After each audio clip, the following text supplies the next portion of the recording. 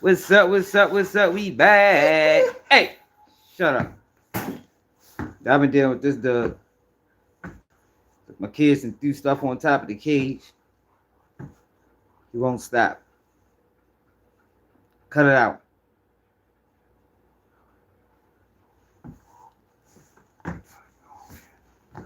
Because of this dog. It's on her goddamn period. It's ridiculous, man. When wish this on my worst enemy? Dead and bought for 4 days. Hey, yo, we ready to get busy though. I'm ready to ride to the store, grab a coffee right quick. And then it's showtime. It's showtime. Make sure y'all hit that like button. Make sure y'all check out that video I just dropped. Serious video. Serious topics. You know.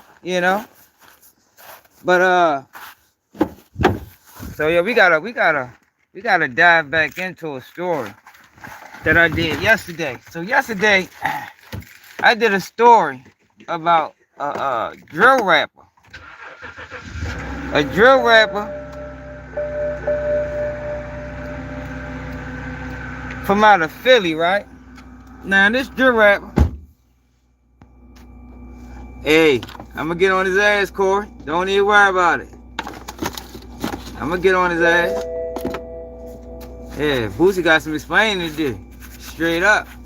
But we don't do selective politicking. You know what I mean? But yeah, so yesterday I did a story out of Philly. What it is.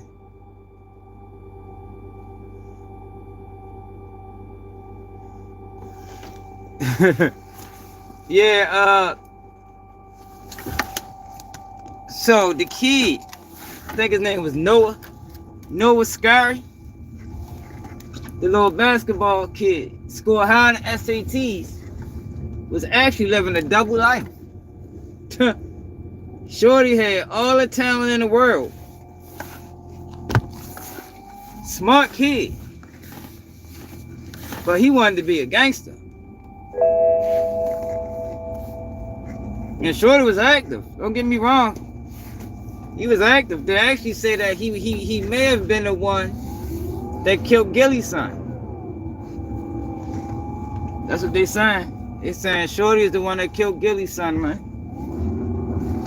Which is crazy, right? And what my man said earlier, I guess Hassan Campbell owe Gillie an apology. Remember Hassan Campbell kept trying to say that Gillie sacrificed his son. I don't know. Hassan owe that man an apology, man. Talking that dumbass sacrifice shit. Man ain't sacrificed his motherfucking son.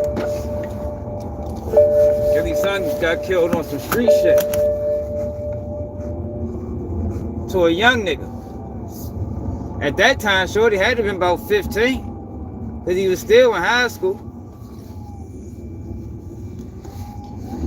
But he wanted to chase the street life.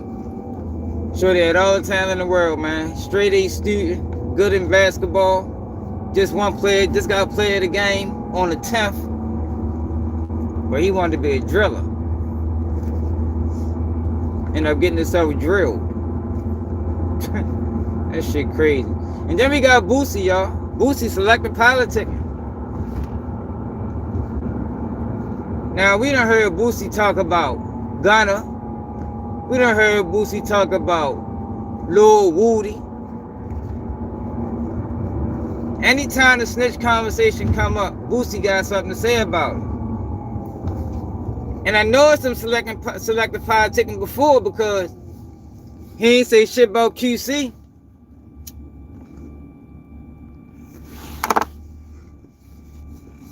What's up, Chelsea? QC ratted. It's documented. Big ratted. But this ain't even about QC. This shit about Big Meech. So Big Meech is having a birthday party. Inviting all the stars. You know what I mean? Some people felt like It was a thing going around talking about how he's celebrating coming home. People don't get this much celebration graduating college. Man, people do get celebrated when they graduate college. I don't know what the fuck you talking about. And this is apples versus oranges. You know what I mean? Ain't got shit to do that. If motherfucker go through whatever they go through prison for, if a motherfucker go through prison and go through years and make it out, that shit deserves a celebration. You know why? Because some niggas don't make it out. But Boosie is out of line. Because I don't give a fuck what nobody say. You can't tell me.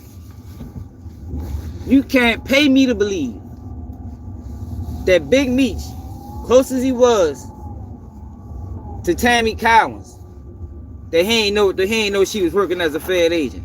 Man, hell no.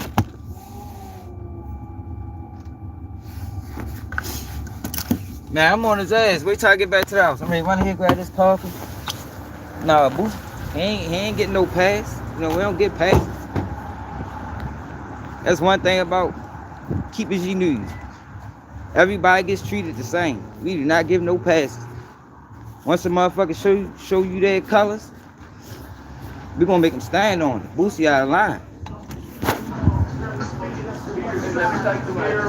What's up, y'all? Boosie say he don't work with rats. That's what he said. On numerous occasions he said that.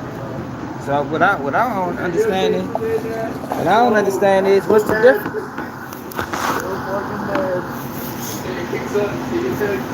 What's the difference?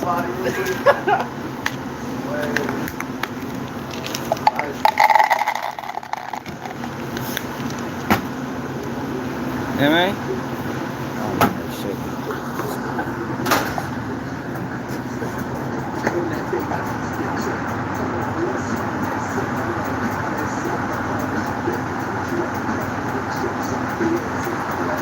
What's up, ball out? Yo, there's no way you can tell me that the person who owns his life rights, he don't know what she got going on. No way. No way. I ain't gonna lie, his 30-year deal was kind of suspect anyway. And with those type of numbers, that amount of drugs, man, they lifing motherfuckers. Niggas getting life for that, man. Niggas ain't getting no 20 years, 30. They getting life. I'm talking about international drug trafficking ring, where it was deaths involved, even though they ain't get charged with no murder. Life. Not 30 years, not 25. Your whole life, you spending that bitch. Brand new mom. There you go, so Boosie ain't getting no pay. He wanted the answer to that. I thought he ain't fuck with rats, no matter who it was. But since it's Big Meech, motherfucker gonna excuse his rat.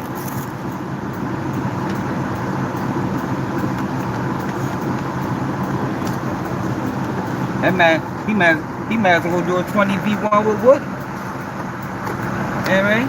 Might as well, what's the difference? Might as well link up with Woody, do a 20v1. You do that? Yep. So, good looking, y'all. Alright, I appreciate y'all. As a matter of fact, I need some blacks. Nah, I'm good, I'm good. Thanks, y'all.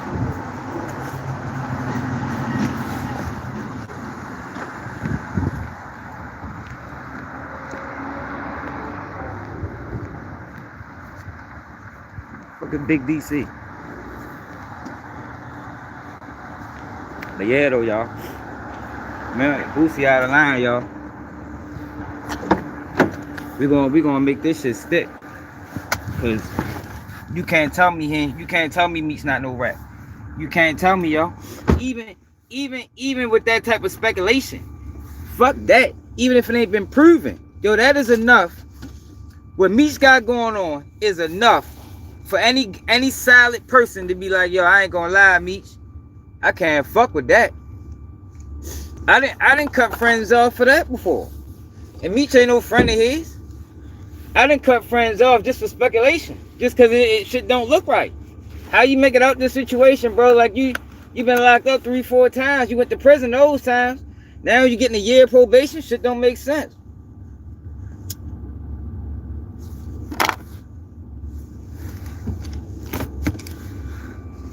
You got locked up. You got locked up for attempt. How you make it out this with probation? And you been to prison twice. No, bro, I can't fuck with that. Can't fuck with that. Don't look right to me. So I separate myself just off of that. I have done that before. Motherfucker getting locked up. You get locked up. They lock a nigga up for some shit that he ain't do. But when he come home, they grab the person that did do it. Oh, bro, that shit don't look right, bro. It's like they like you know, like you traded with Joe or something. Like, I don't know, like that's enough for me to back up off a person. And Boosie too vocal. That's the thing, yo. When you vocal, you gotta stand on it. He too vocal about this snitch shit. He too vocal about things that he said about other rats to give Meech a pass. Giving QC a pass. I thought we ain't give passes. I thought people cut family members off. No, yo, I can't believe the whole world. I can't believe the whole world giving Boosie a pass like that. Ain't nobody said nothing. I was gonna say this yesterday, but I'm glad I didn't, cause I wanted to sit back. I wanted to sit back and see who was gonna say something. Give it a whole 24 hours. Ain't nobody said nothing yet. No, hell no. Boosie boo.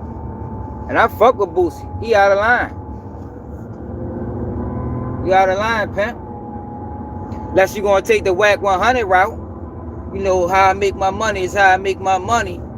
You know what I mean? Unless you gonna try to sell us the content versus character theory. You know, my content ain't got shit to do with my character. Unless you gonna sell us that. But from what you said in previous interviews and previous statements, nah, you don't rock like that. I'm gonna show y'all what I'm talking about when I get in the crib. Back at the crib now. Share the live, hit that like button, y'all. We need 300 people on here today, y'all.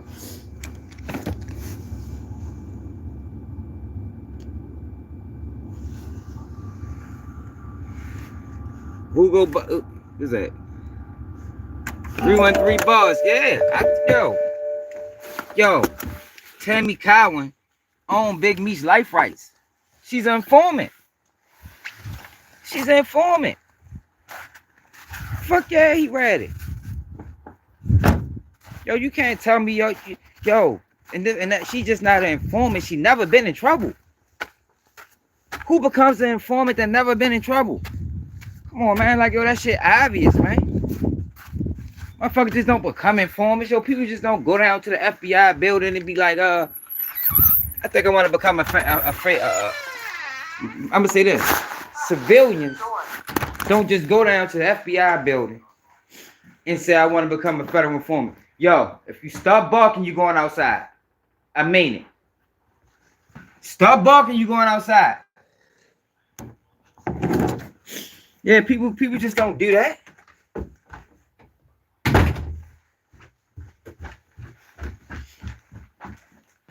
Like, I can see if she's been in trouble before. She haven't even been in trouble before, man. Like, he's starting already.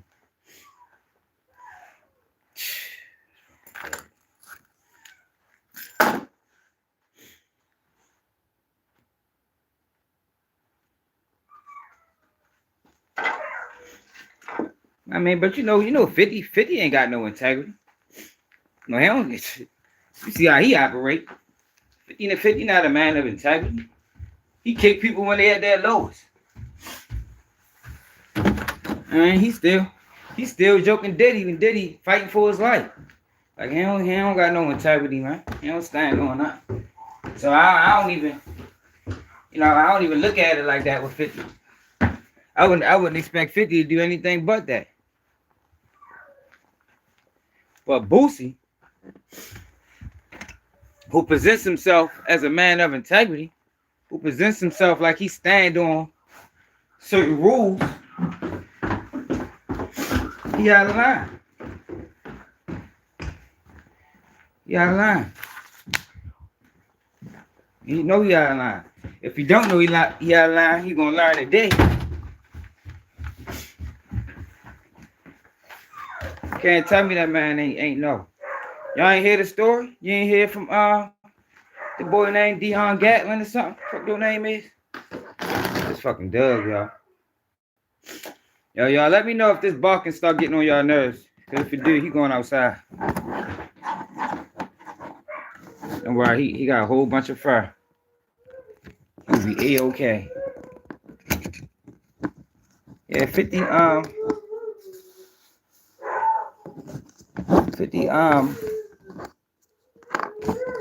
what's it called on Murder Hank?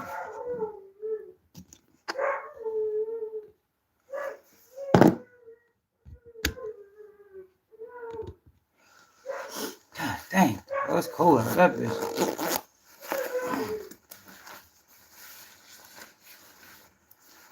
And sorry, y'all, what it is. Now we ready to get on Boosie Hills for fucking with Big Meech. No, we ain't getting no passes. He'll say, what up, Snitch? Yo, we don't get no passes.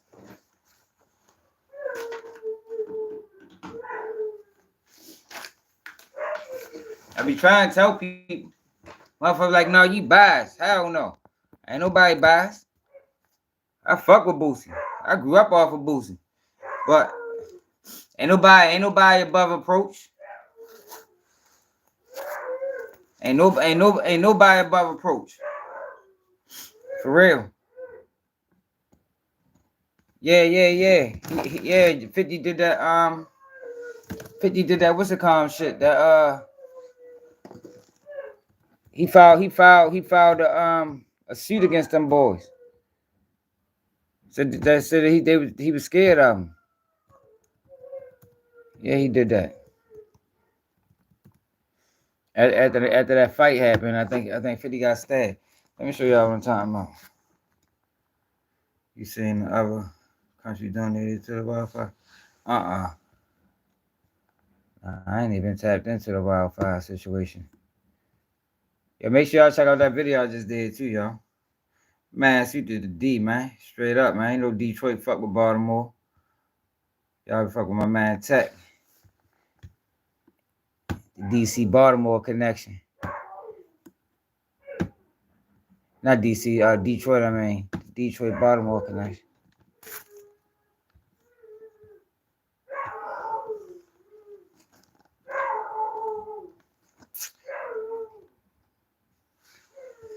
Snitched on CC. What the fuck CC is, pimpin'. Alright, yo, so let me show you what I'm talking about. Show you what I'm talking about.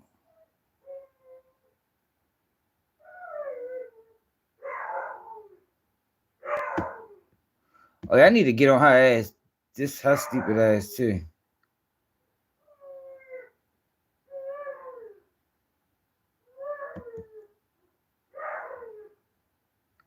I ain't shit. Let's go to this page. So Big Meech posted a party flyer, right? Like, yo, these motherfuckers, yo, it's crazy, yo. Like, see, that's why people don't be respecting these motherfuckers, man. People don't be respecting them. Because motherfuckers don't stand on nothing. People be selective politicking, not keeping that shit real. So, it's a welcome back. Welcome back, Big Meech party. With Lil Baby, Rick Ross, 21 Savage, Sexy Red, Kodak Black, 42 Doug, ESTG, yeah. Moneybag Yo, Boss Man D-Lo, T Grizzly, Babyface Ray, Icewear Vizo. All these niggas supposed to be street niggas. Skilla Baby, Peasy, Payroll Giovanni, YTB Fat, Tay B, Boosie and Young Scooter. Oh my God. Yo, these niggas out of line. These niggas is out of line. Come on, Scooby Doo, y'all. We ain't, yo, sometimes Scooby Doo, yo, we just gotta go with what makes sense. Everything ain't always gonna be on paperwork, yo. Sometimes you gotta go with what makes sense, yo. Like, yo, the girl never. Let me refresh people's memory, yo.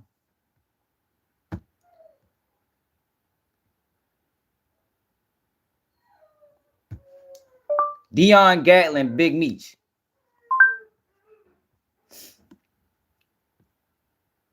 Let me get people memory.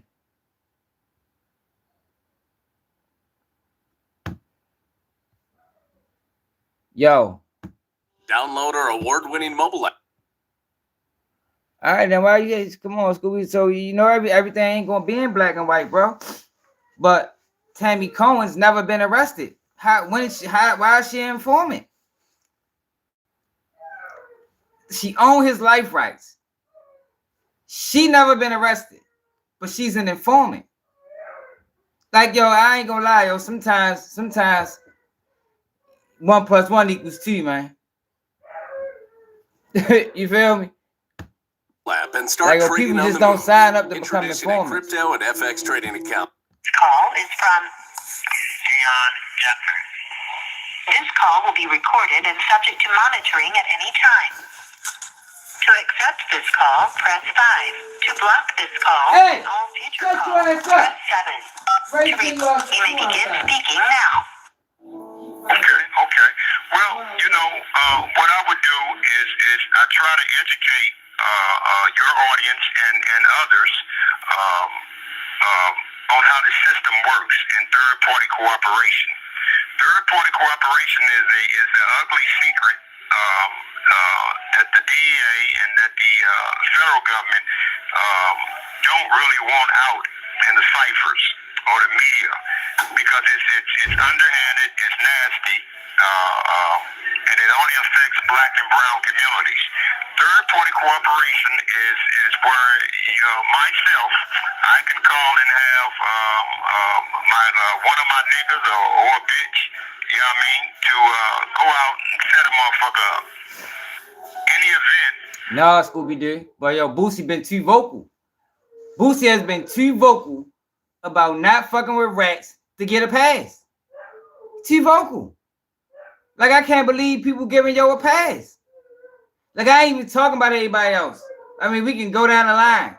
But Boosie has been too vocal about Gunna, about everybody. Anybody that was deemed a rat. But since it's Big Meech, and I guess you want to go to a Meech event, you just gonna look past it. Man, hell no, that boy ain't right. And nothing wrong being a correctional officer. It's a job. I will receive a time cut. It's called third-party cooperation. I get lots of questions about Rule 35 on a third-party basis. What is third-party cooperation or proxy cooperation? Third-party cooperation is when instead of the defendant in the federal case cooperating on his own behalf, the government would agree to allow some third party, usually somebody that the defendant knows or has some former dealing with, to cooperate on his or her behalf. What happens here is that the third party, that's crazy, yo. The man ain't right.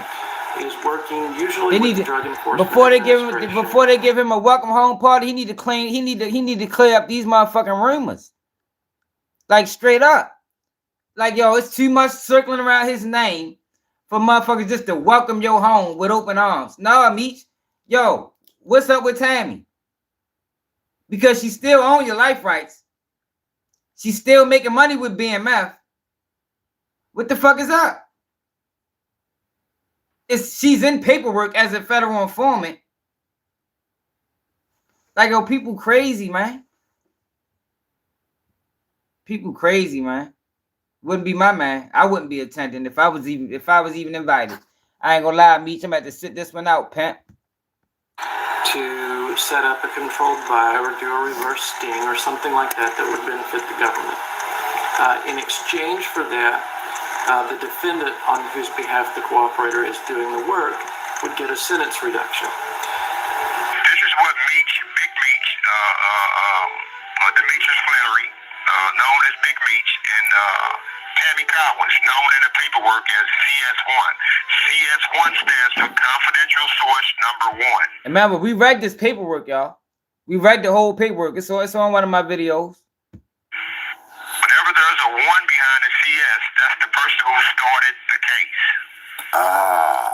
Okay. So when you see CS1, that's what it stands for. Confidential Source Number 1. So another thing, let's clarify for these people that you're not a Johnny come lately as far as your relationship with Big Meech. No. Listen, man, we go back to we were chill. Yo, if Meech hit me up to go to his fucking party, I would say no, because I don't endorse snitch and rats. No, yo, I ain't get it yet. No, I ain't get it yet, but I'm still on Whack Hills. For real, but we were young men. We were 22, 23 years of age. I'm 56 years old right now, and so is Big Meech. The Meech is Flannery.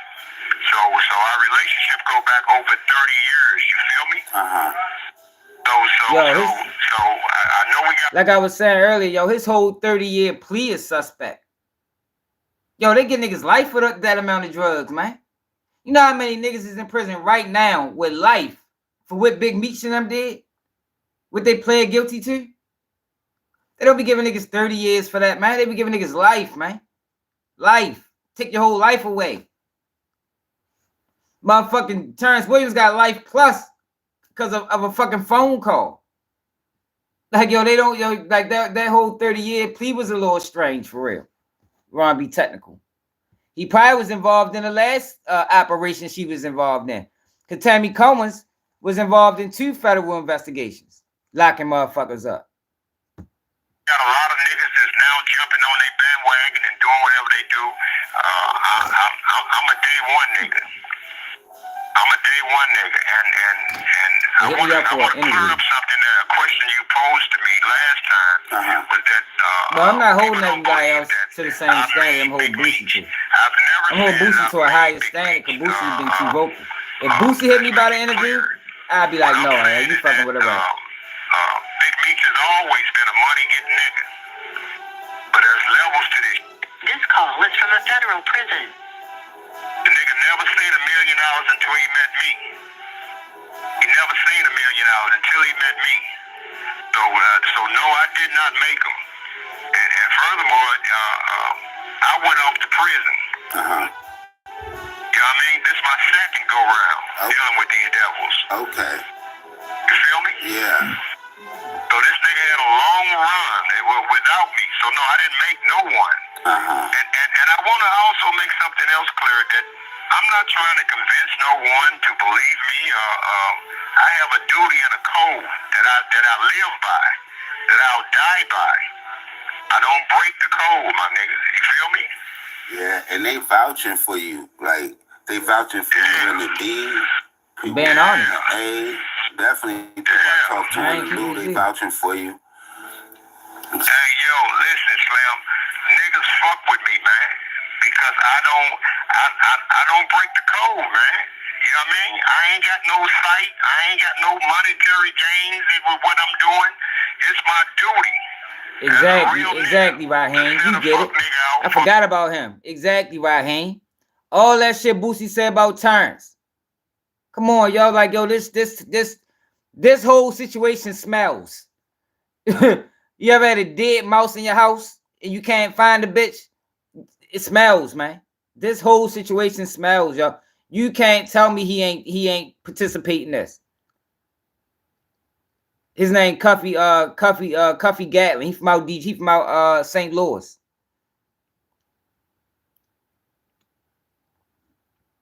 Some foul shit. You feel me? It's the code. It's the code. It's the code, my nigga, and I live by that, man. I don't violate the code, man. What the nigga did is foul. You feel me? Now, another thing I guess I want to touch on is explain to these people how Tammy Cowins. Get your ship together Come on, yo. with Shopify. So, yo, the thing that speaks volumes the most out this whole situation is, yo, she never been arrested. What made her turn informant? The only thing that make her turn informant is her relationship to Meech. Like, she never been arrested, yo. Like, it's obvious. Like, it's not even really debatable, in my opinion. Motherfuckers just don't go down to the fucking FBI building and say they want to be an informant. Yo, that shit don't work that way. That shit is rare. Because at the end of the day, that's a dangerous job. Anybody just trying to get killed just cuz. In the play. Tammy Cowins was originally an old girl. Well, I ain't gonna say a girlfriend. Somebody that Blue Da Vinci was smashing. So Blue had threw her to Meech to handle his little fan mail and just handle his little runarounds. She eventually came to have Demetrius Flannery's life rights. So that's how she became CEO of BMF Entertainment. I'm thinking when she told on Terry White, that was a part of the same situation. Was Meech locked up yet? I got the paperwork. I want your audience to go to Georgia Secretary of State.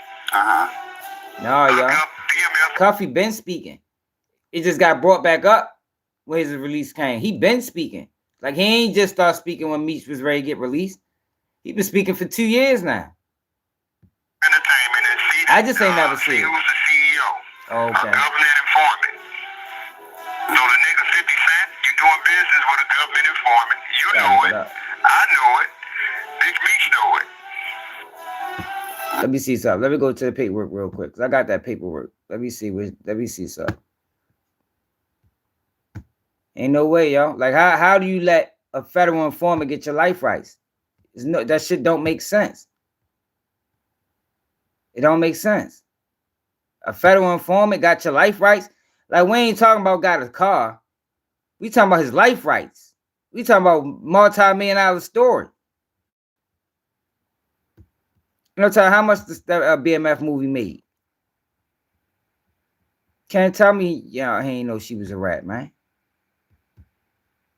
Let me see, y'all. Cause I got her paperwork. I got this paperwork somewhere. Oh, hold on. Let me find the paperwork. See when she became an informant.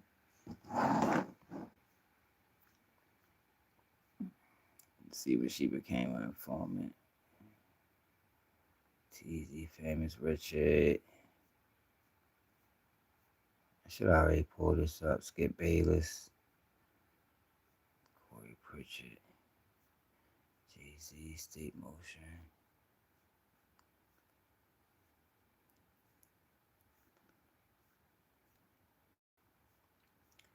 Okay, I'm trying to find me this paperwork.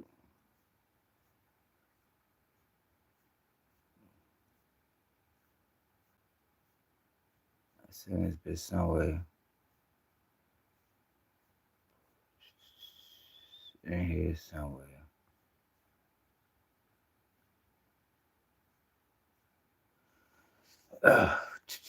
Hit that like button, y'all. Share it live, y'all. We need to get 200 people on here, man.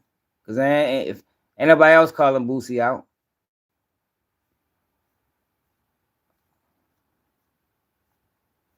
Oh, yo, you can't do that, yo. You can't be all loud talking about Gunna, yo, and then go fuck with Meech. Somebody got locked up in this shit.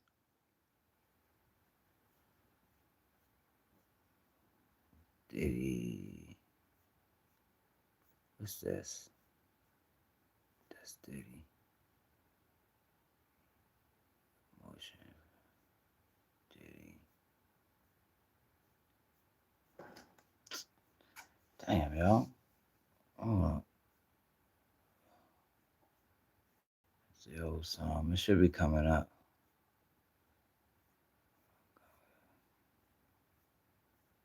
Dirk. Was that before Dirk got booked?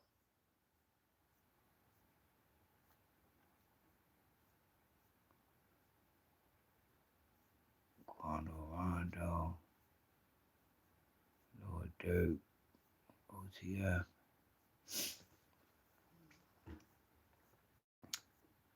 Abercrombie, Diddy. What was that, y'all? Was that before Dirk got booked? The Meech shit? Cowins.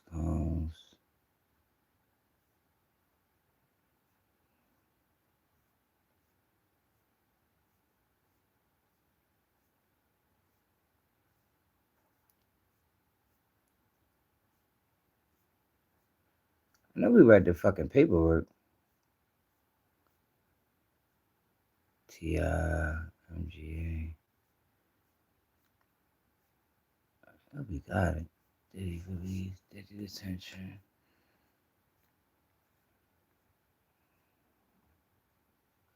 NBA young boy. I'm trying to find a paperwork real quick, y'all.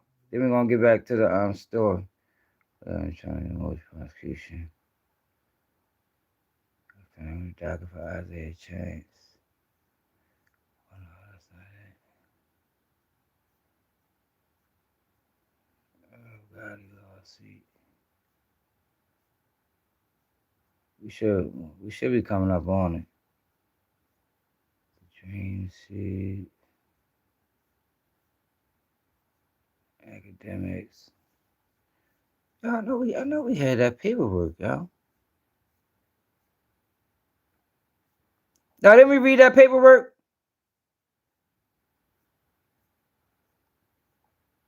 Who remembers us reading that paperwork? 'Cause I know we read it.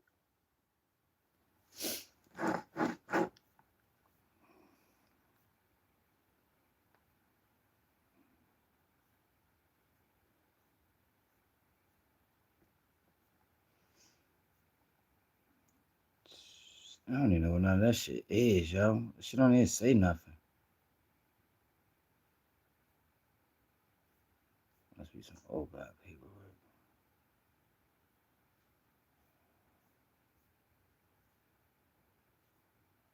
Old black paperwork.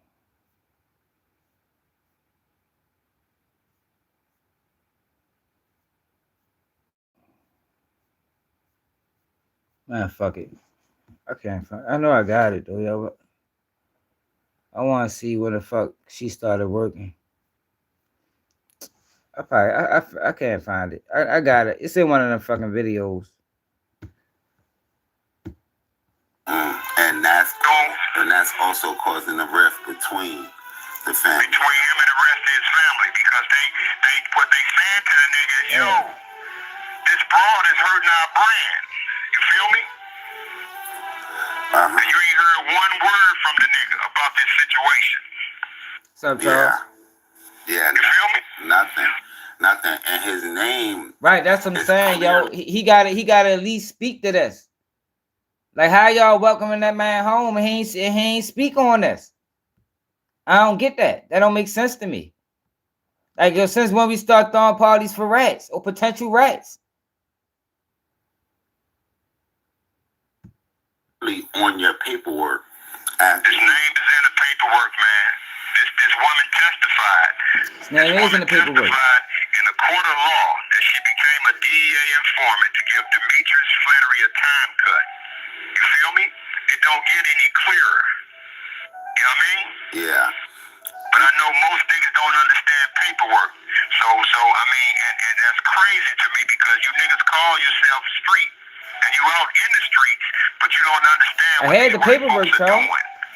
I got it. I know I got it. I just can't find it. And I'm gonna attribute a lot of that to maybe they never dealt with the system, but that's what we here for, to educate them, I guess, on that, because all you got to do is follow the dots with this one, because if that's the case, motherfucker shouldn't be giving yo no party.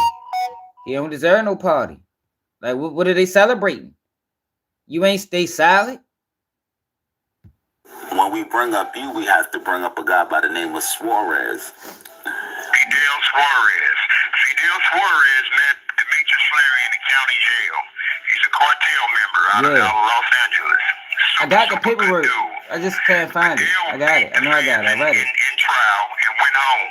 But he exchanged information with Big Meech and was trying to help him. Whatever he needed, you know what I mean? Oh, I know where I got it from. Can Capone. So Big Meech and Tammy was initially trying to target Can Capone got the paperwork. You feel me? So in the course of me and Tammy discussing Meech's movie rights and me seeking out a deal for a movie and me providing a script for a movie, the DEA got wind that I was in contact with Tammy, and they turned the investigation toward me. Got So that's why Fidel Suarez's name is in the paperwork. Okay, and that make a lot of sense. And I guess, kind of going back to that previous conversation, you were working on this script with MC Hammer's brother, trying to place what they showing now almost on Stars. There you go. We was going to do a motion picture. We had a deal on the table from Lionsgate Films. MC Hammer's brother name is Noah Scurry. It's my nigga. It's a Bay nigga, but he been out in LA and Hollywood forever. Yeah, I did my research on him. Yeah, that's my nigga. Super good dude. Been around forever. So I mean, he can contest all of this. Wow. Yeah, it's a lot of sources out there that could confirm it, but really, if you paying attention and if you open your eyes and reading the paperwork. And another thing your audience need to know.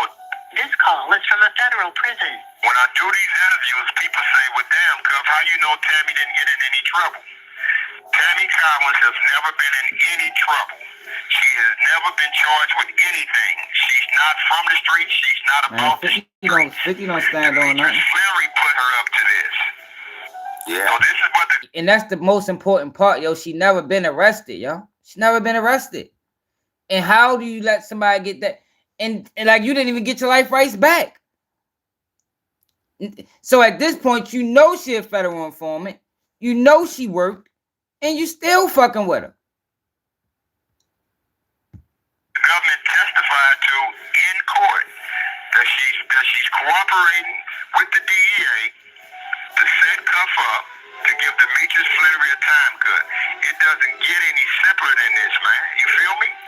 Yeah, and that's mind-blowing in itself that somebody without a criminal record or, you know, you can be able to do this. Now, we know that you can work off your sentence and things of that sort that other red niggas do, but this is an individual who's never been in any type of trouble. She was a fucking secretary. The judge even thought it was strange. Let me go to the picture. The judge was like, whoa. The judge even thought it was strange. Like, how the fuck is she an informant? She never been in trouble.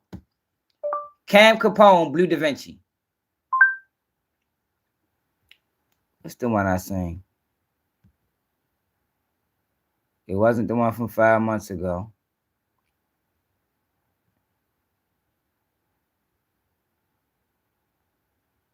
It was an older interview.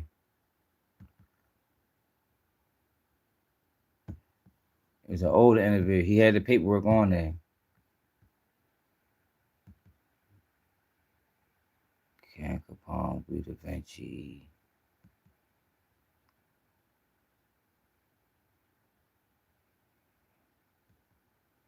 Here you go, right here. Look, he got the paperwork in the description. I'm loving this live bet on DraftKings. So many options during the game. The paperwork is in the description. Right here. Bang.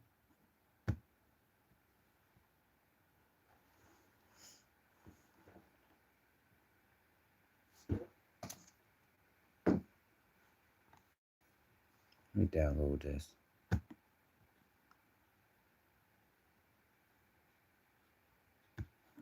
So I can have it.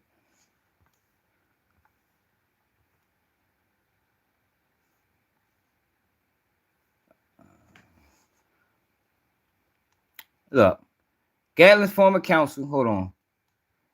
DEA agents and prosecutors from U.S. Attorney's Office in St. Louis, CS1 also threatened to circulate the unsworn affidavit to all parties involved, including the undersigned. CS1 unsworn affidavit specifically takes issue with statements in the wiretap affidavit suggesting that Flurry hooked up the deal between Gatlin and Suarez. The unsworn affidavit suggests instead that Agent Cromer implicated Flannery because he was jealous of. All right, so what fucked up the case was she was fucking what? The agent. That's what fucked the case up. The backdrop of the actual and perceived threats to CS1 diminishes the credibility of CS1 testimony and instead very strongly suggests that perhaps due to CS1 personal and business relationships, as well as out of concerns for her own safety and the safety of Flannery, CS1 had an incentive to attempt to distance Flannery from Suarez and Gatlin. Look at this. On August 5th, 2012, Suarez began contacting CS1 using 2 different telephone numbers. He sent CS1 a text message from telephone number, whatever, and placed voice calls to CS1 from telephone number, whatever, specifically around 11 a.m. Suarez sent CS1 a text message asking CS1 to call Cuff, a.k.a. Gatlin, and tell Gatlin to give Suarez a number so that Suarez could talk to him. All this is in court. You see he's giving docket numbers and shit. Let me get to the point. This not all the paperwork. Hold up.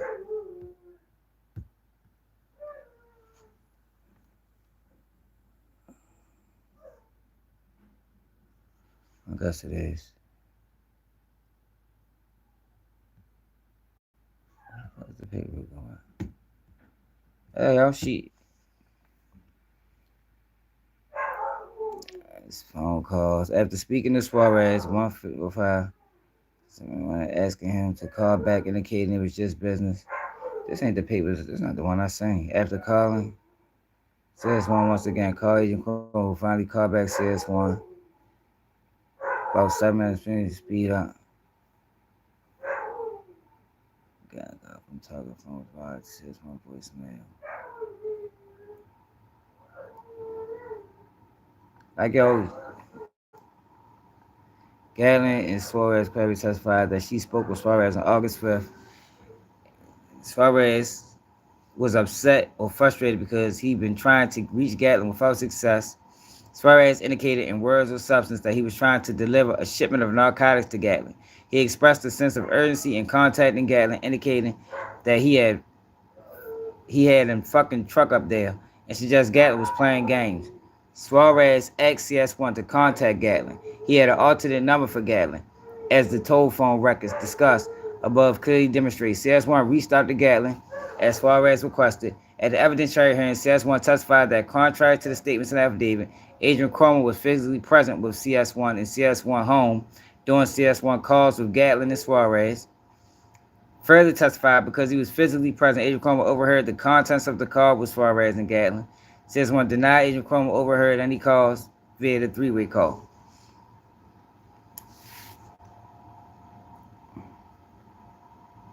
I wonder if I downloaded it before. I probably did.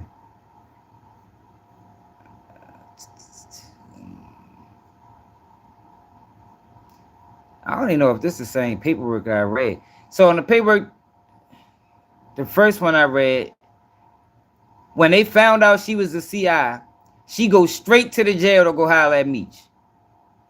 Meech tell her, I don't want to be connected to nothing like that. All right, so look. When TFO Lang asked CS1 about the relationship between Suarez and Gatlin, CS1 told TFO Lang that CS1 had facilitated the introduction of Suarez and Gatlin at Flannery's request for the purpose of Suarez supplying Gatlin with multi-kilograms quantities of cocaine. Come on, yo. Big Meech set it up. She testified to that. Big Meech set the whole deal up. How are you setting up deals from fucking prison and don't get no time cut? I mean, don't get no time added to your sentence. Look at this. When TFO Lane asked CS1 about the relationship between Suarez and Gatlin, CS1 told TFO Lane that CS1 had facilitated the introduction of Suarez and Gatlin at Flannery's request for the purpose of Suarez supplying Gatlin with multi-kilogram quantities of cocaine. CS1 told TFO Lang that Suarez and Flannery had met while both were incarcerated in Detroit, Michigan area in 2005. and that Flannery was going to receive some sort of financial benefit based on the drug trafficking relationship between Suarez and Gatlin. He doing all this from the joint, and he don't get in trouble. CS1 told TFO Lane, ain't this why Rayford Evans caught all that motherfucking time? Was that Rayford Evans telling us? CS1 had never met either Suarez or Gatlin, but advised of telephone and or text contact with both.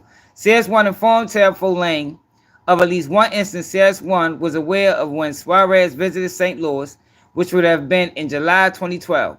We was aware of the visit because Suarez called CS1 and invited CS1 to meet him in St. Louis, but CS1 declined the invitation.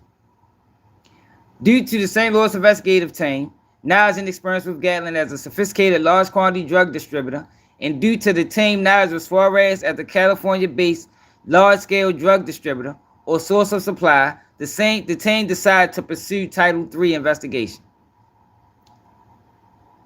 At that point, different people within the group were tasked with different responsibilities, but the team worked collaboratively in conducting the investigation and incorporating their findings into the affidavit. Like you can't tell me he ain't know about it. He set it up. She testified that he set it up. As the most experienced member of the team, Agent Johnson was tasked with drafting the affidavit and analyzing telephone toll records of telephones used by Gatlin and Suarez. TFO Lane was tasked with investigating the individuals involved to learn more information about them, including research.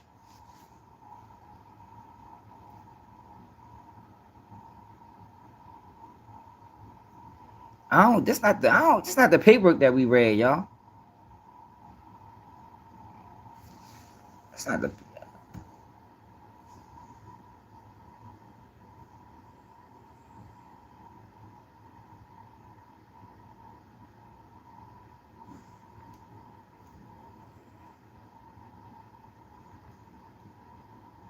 Also signed.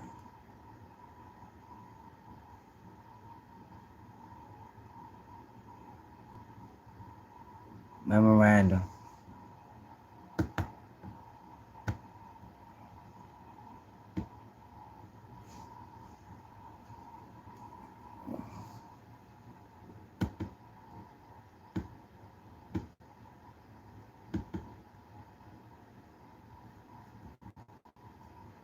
Yeah, this the paperwork right here that we read. What the fuck did I just download? I ain't download the same thing. How the fuck can I download this? Hold on. My bad.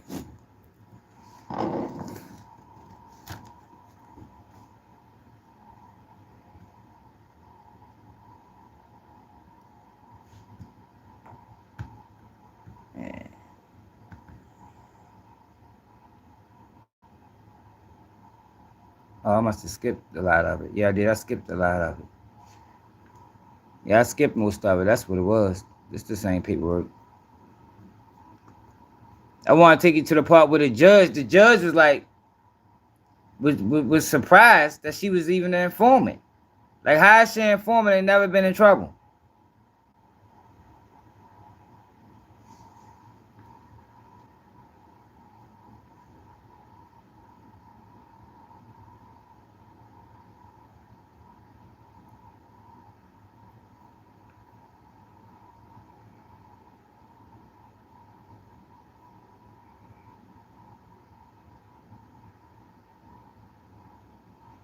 All right, look, here we go. Right here. Let me start right. All right, the application was accompanied by a reference and affidavit of TFO Buds, which was also signed and sworn by Judge Autry on August 28, 2012.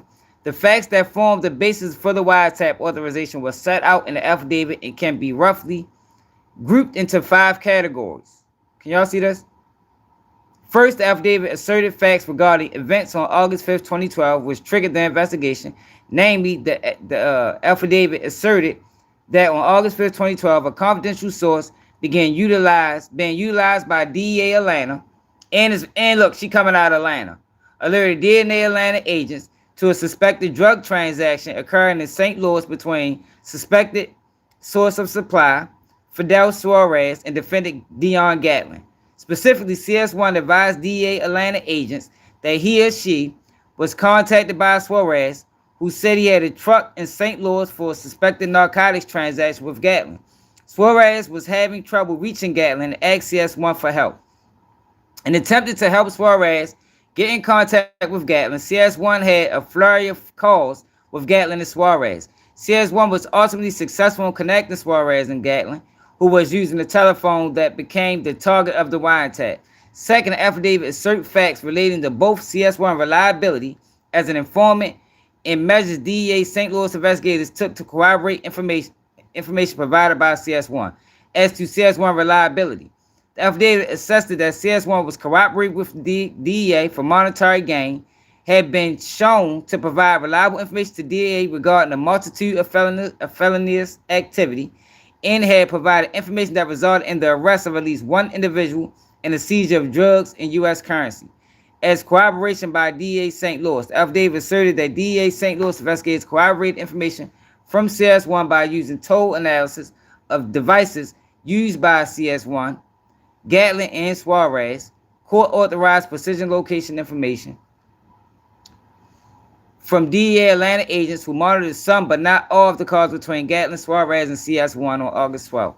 Third, affidavit asserted facts related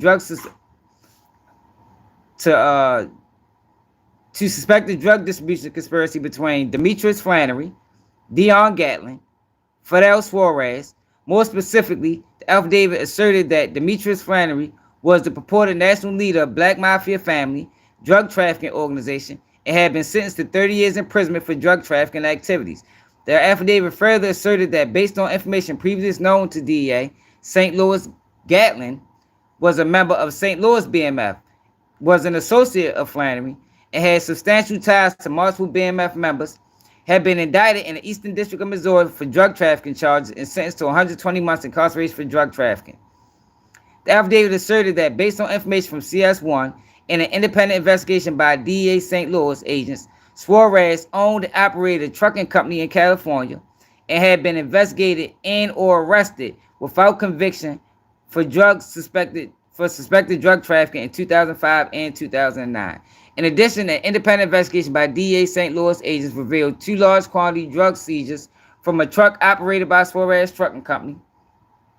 Finally, the affidavit attested that based on information CS1 provided to DEA Atlanta agents, Flannery and Suarez became associates while both were incarcerated for monetary gain. Flannery arranged through CS1 for Suarez to provide cocaine in multiple kilogram quantities to Gap. Come on, y'all. Come on, y'all. Like, yo, what else do people need to see?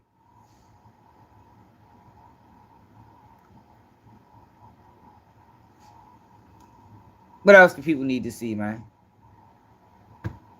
You can't tell me that man ain't know nothing about that shit. You couldn't pay me to believe it. I know how this shit go. He thought he was slick. Same bullshit Rilo tried to pull. He thought he was slick. Well, it ain't the same, but it's something similar. Where he tried to bust a move and the shit and the shit blew up in his face.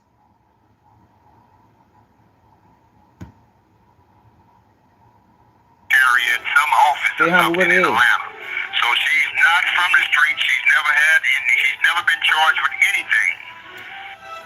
Wow. You feel me?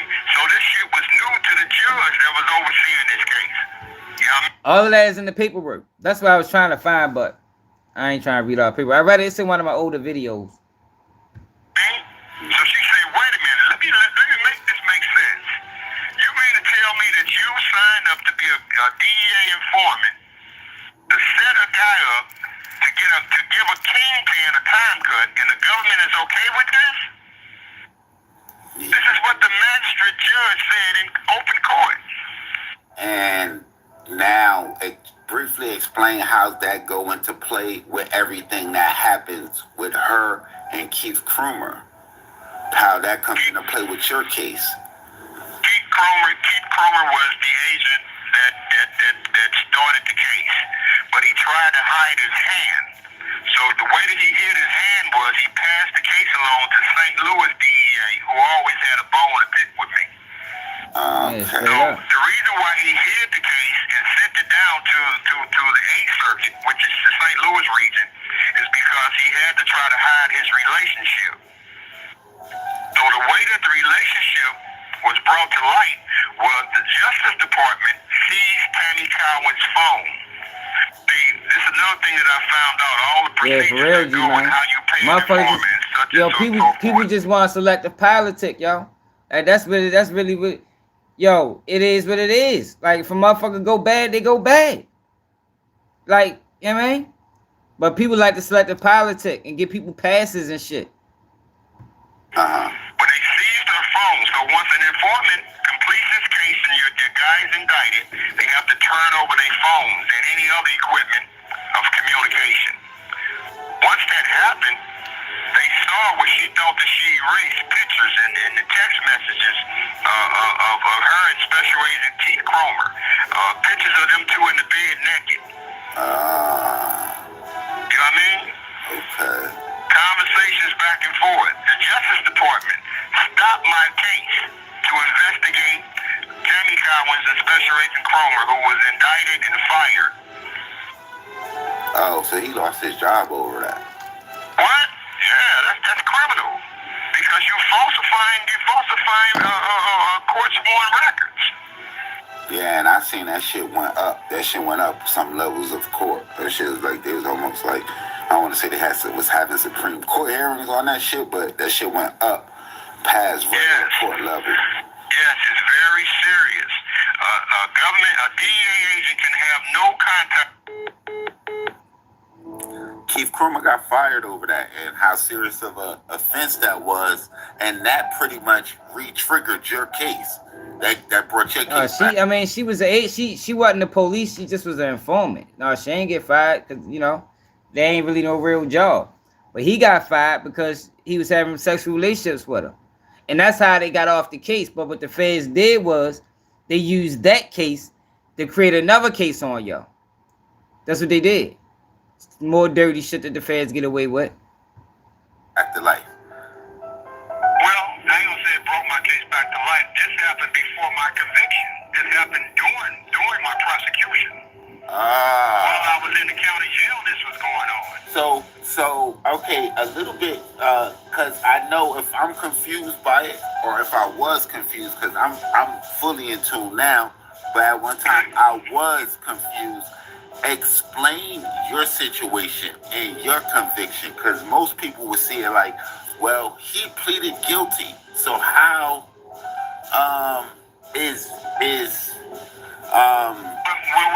that's what it was. They hit him with the murder. 97% of individuals in the feds are based on pleas. Okay. It basically boils down to if you're going to trial, you're not going to be viewed by your peers, and that's one of the biggest discrepancies from going to trial in the state courts. You feel me? So it's no way for you to have a 97% conviction rate unless the deck is stacked. So of course I did, and the other couple 100,000 people that's sitting in the feds with me right now also. Yeah, and excuse me, it was some circumstances around that surrounding your co-defendant and statements that almost forced your hand with that, because they did force my hand. When the government saw that their case was in trouble, they indicted me on 2 homicides. So I'm gonna try to explain. I got a good friend that just came home from he was sentenced to 22 years and he got it cut to 11. But how he explained to me is how the feds work, and this is exactly what you're gonna explain. So when they indict you, they know that you know that 98% of the people are convicted. Once you put in, like, you're gonna fight the case and you don't immediately cop out, that's when they come back and supersede you with multiple indictments and multiple different counts. If they have the evidence, they first have to have the evidence. Yeah.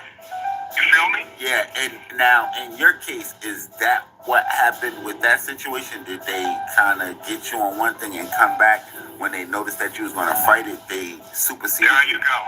So when the case got in trouble, meaning that the agent and the government witness lost all credibility when a sexual relationship was revealed. It's illegal, it's immoral, and it kills all credibility. The justice system that we have is based on credibility. That's what it's supposed to be based upon. It's based on credibility.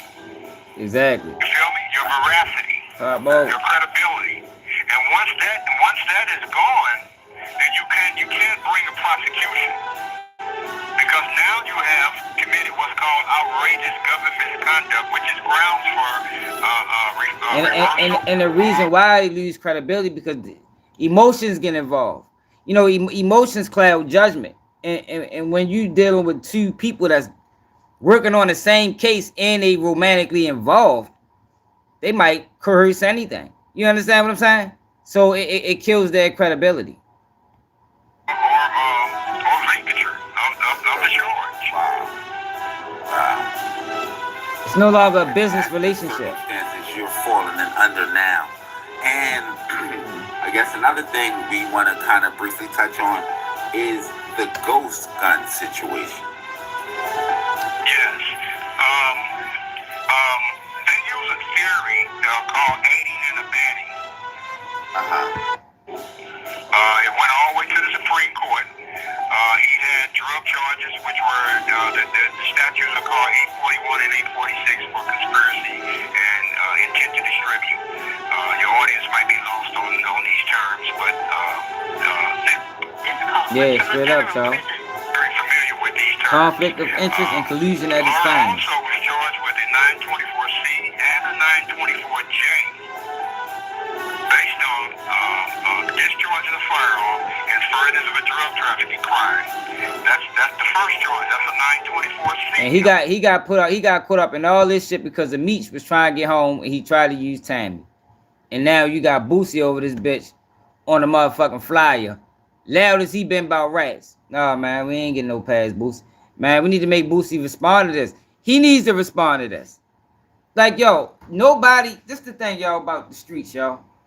Yo, nobody is above paperwork. Nobody is above explaining the situation. That's law. I don't give a fuck if it's Big Meech or Bigfoot. Yo, if you got rumors around your name, yo, you gotta address that shit, man. Straight up. Like, yo, that's how that shit go. You got rumors, your credibility is at issue. We don't know. Shit look a little strange, Meech. You feel me? Yo, what happened? What happened? And for Boosie, even little baby too, we can throw him in the mix. I don't expect shit from Kodak. He did the video with 6ix9ine. He already went out sad. But all of these guys that been on record talking about how they don't fuck with rats and da-da-da-da-da-da, yo, they need to be questioned about what the fuck is going on. Why y'all fucking with Meech? Meech ain't cleared his name yet. It's still speculation around that name. That shit swirling like a motherfucking tornado around that man's name. He ain't said nothing. So until he either clear this shit up or admit what really happened, then yo, should nobody be giving him no motherfucking welcome home or welcome back party, like for real. Like that's my final take on that shit. Like them niggas tripping. Them niggas tripping. Straight up. But then we got so the other day, y'all, I did a video on, let me show you. I did a video on this. Where the fuck is it at?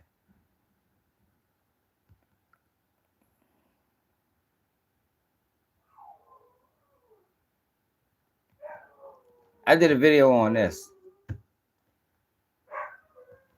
Philly high school basketball star turned drill rapper Noah Scurry was killed 24 hours after dropping a diss. He had the highest SAT score in his graduating class. So at the time, I didn't know too much about this kid. You know, I thought he just was a hooper, you know, a hooper that turned drill rapper. But come to find out, his history is way deeper than that. And we're going to dive into it right now because either way you look at it, what I said in that video still stands. You know, because a lot of these kids, they keep chasing this drill rap dream because to them, it's a fast track. Hold on, y'all. Hey! You go outside. Go outside. I told you cut it out.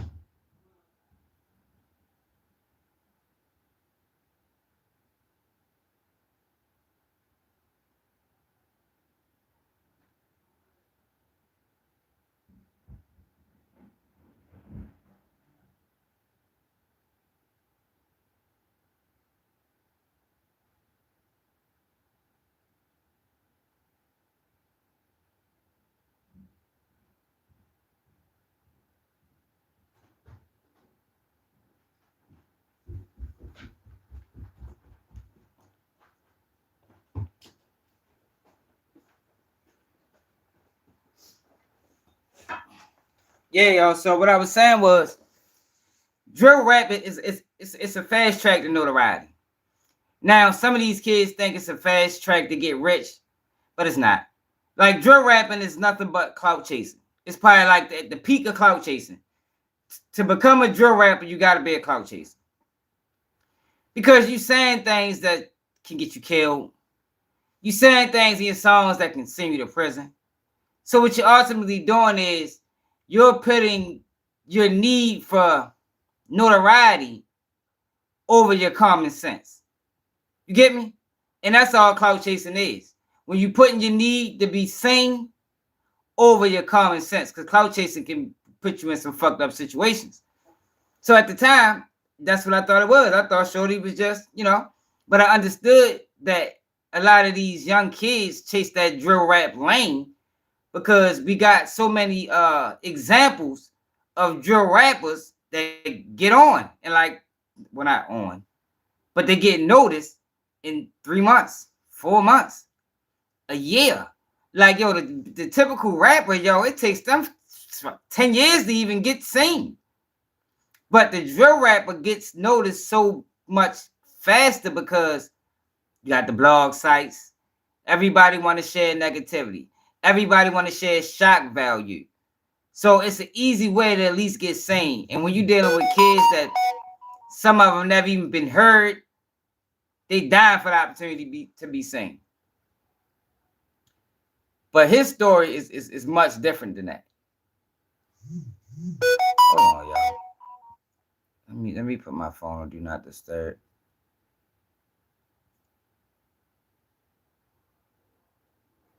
My brother texted me.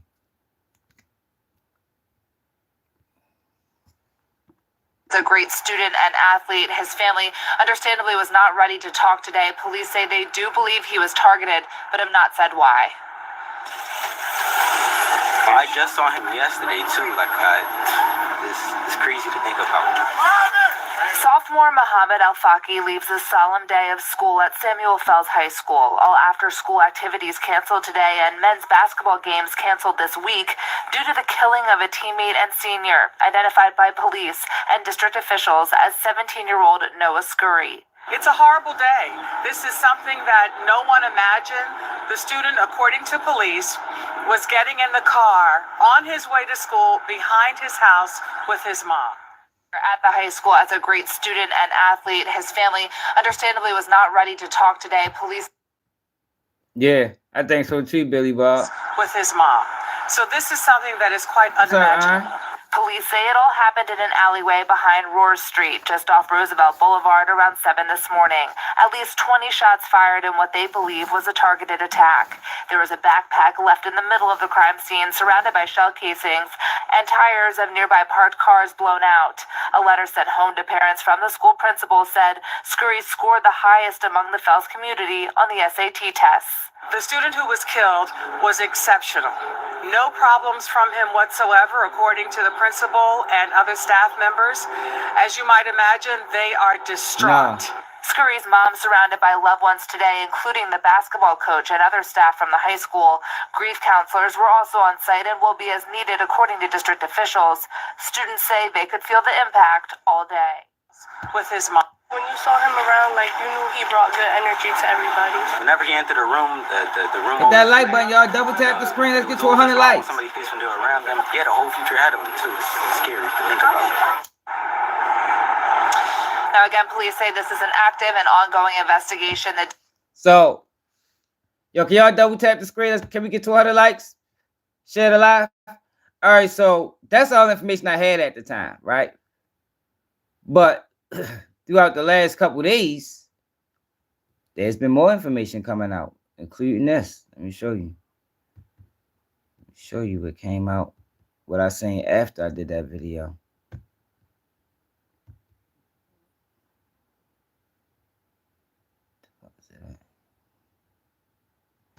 Check this out.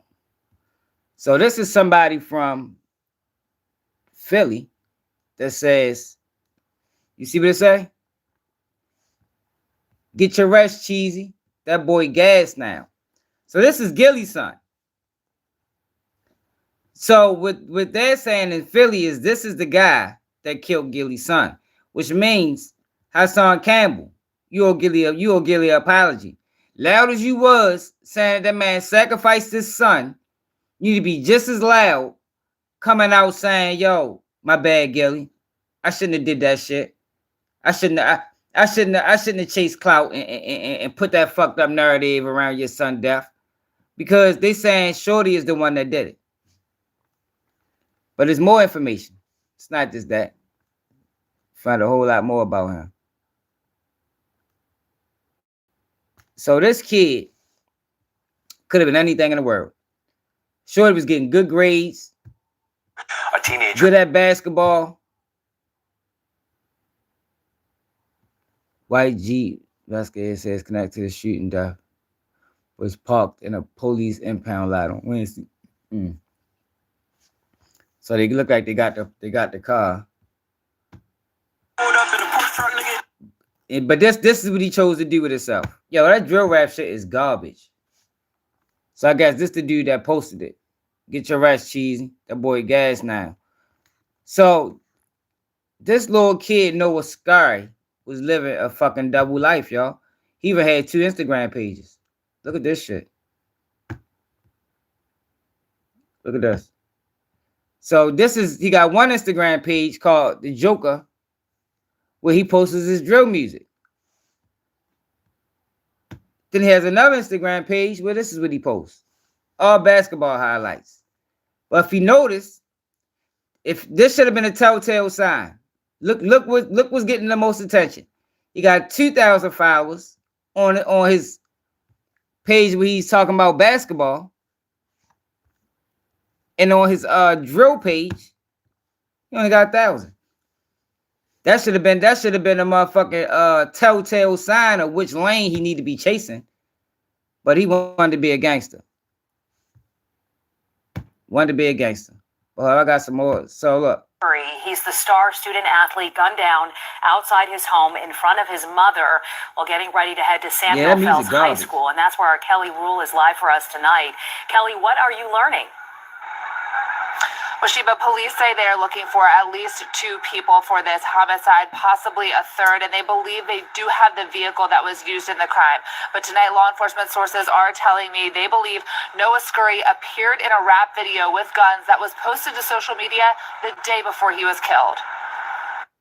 New tonight, law enforcement sources confirm there is a rap video uploaded to social media the day before 17-year-old Noah Scurry was shot to death behind his home in front of his mother, who was getting ready to take him to Samuel Fells High School. In front of his fucking mother, yo.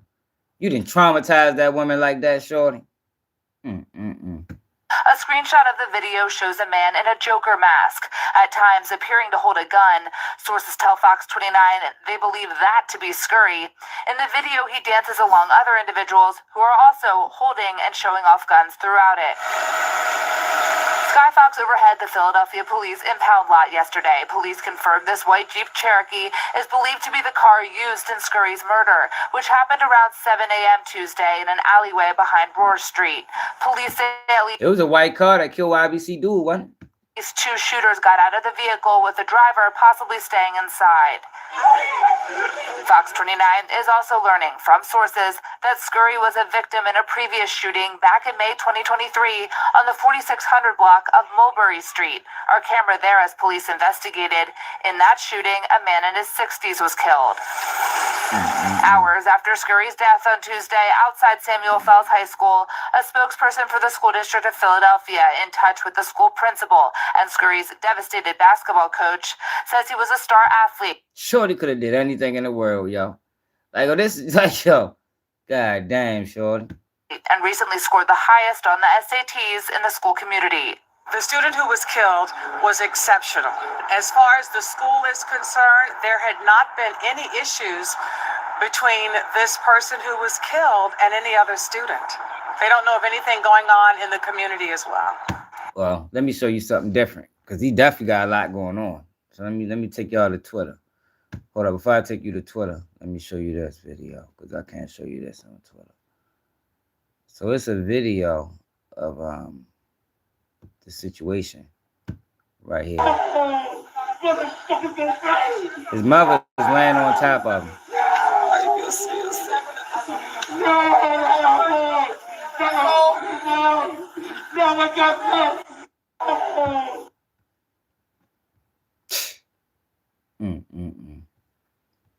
Let me show y'all something else. That's crazy. These little kids better start loving life, man. You only get one.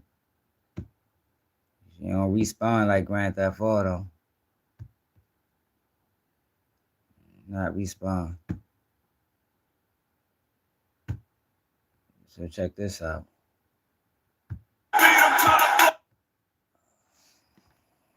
gonna slow motion this video so y'all can see it, so we can watch it.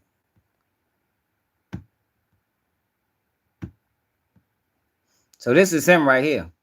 Check Shorty out. Shorty wasn't no joke. Now these, it say, don't come around me claiming that Fast Break shit. Now you know Fast Break is the gang that killed YBC Dude. Check them out though.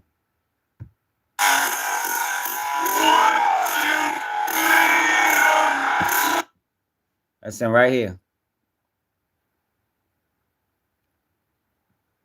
Shorty get active.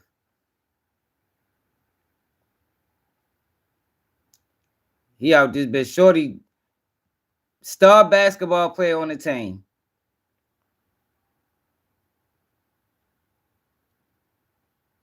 And this is what he decides to be.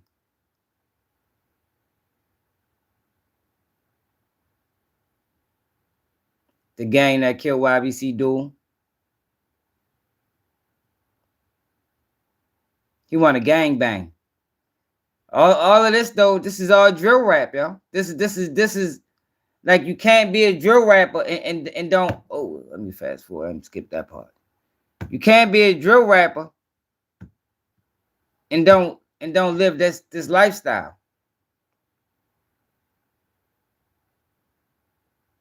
He could have did anything.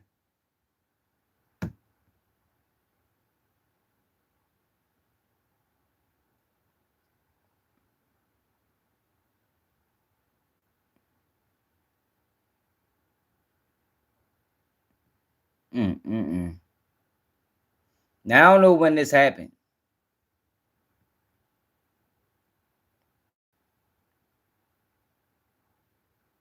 Yeah, they was punishing him. Look, he tying Shorty up over there. But look where it got him. he was on a much safer route playing basketball.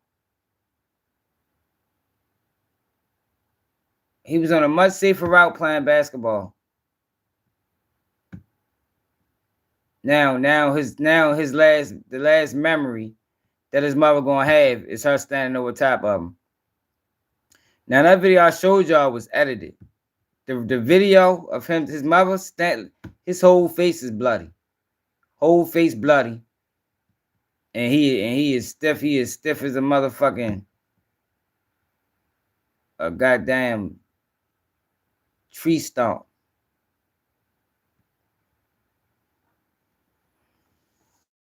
But this is a prime example of, yo, you don't always gotta crash out. Like I'm sure Gillie wanted to crash, but we would have left Gillie and the rest of his family. Sometimes you just gotta let the earth deal with it. Who said that? Was that who said that in the interview recently? Gotta let the earth deal with it. Yo, most times, yo, people that's living like this, they crash out eventually. They crash out eventually. Y'all, I told you, I remember the time I got robbed, right? This was probably like 2016. Got robbed in 2016, right? Y'all was chasing these dudes all around the city. All around the city. Couldn't catch them. You feel me? I falls back because that's the vibe I was getting, like, because it was wild things going on. Like I think I explained this story before. So I falls back from the situation. Do y'all want to know today? 2 of those people that played a role in that shit is dead. I ain't had to do nothing. Ain't had to do nothing. I ain't had to risk my life, risk my freedom, risk my family. Because yo, when people moving like that, eventually they're gonna crash out. If you moving of integrity, if you moving with integrity, then you run across a whole bunch of shitballs and they pull a dumbass move, trying to trick you off the streets, because that's ultimately what happens. You know, you moving righteously, they moving crazy, but now you gotta stoop down to their level because you gotta let them know I ain't the one to be playing with. And you end up crashing out. But if you just be like, you know what? I'm going to give them that. They're going to crash eventually anyway. Eventually, they're going to run into the same type of guys that they is. They don't give a fuck. They out this bitch living or die too. You understand what I'm saying? They ain't in a rush to do nothing but what they doing. And whatever they doing is yeah. You understand?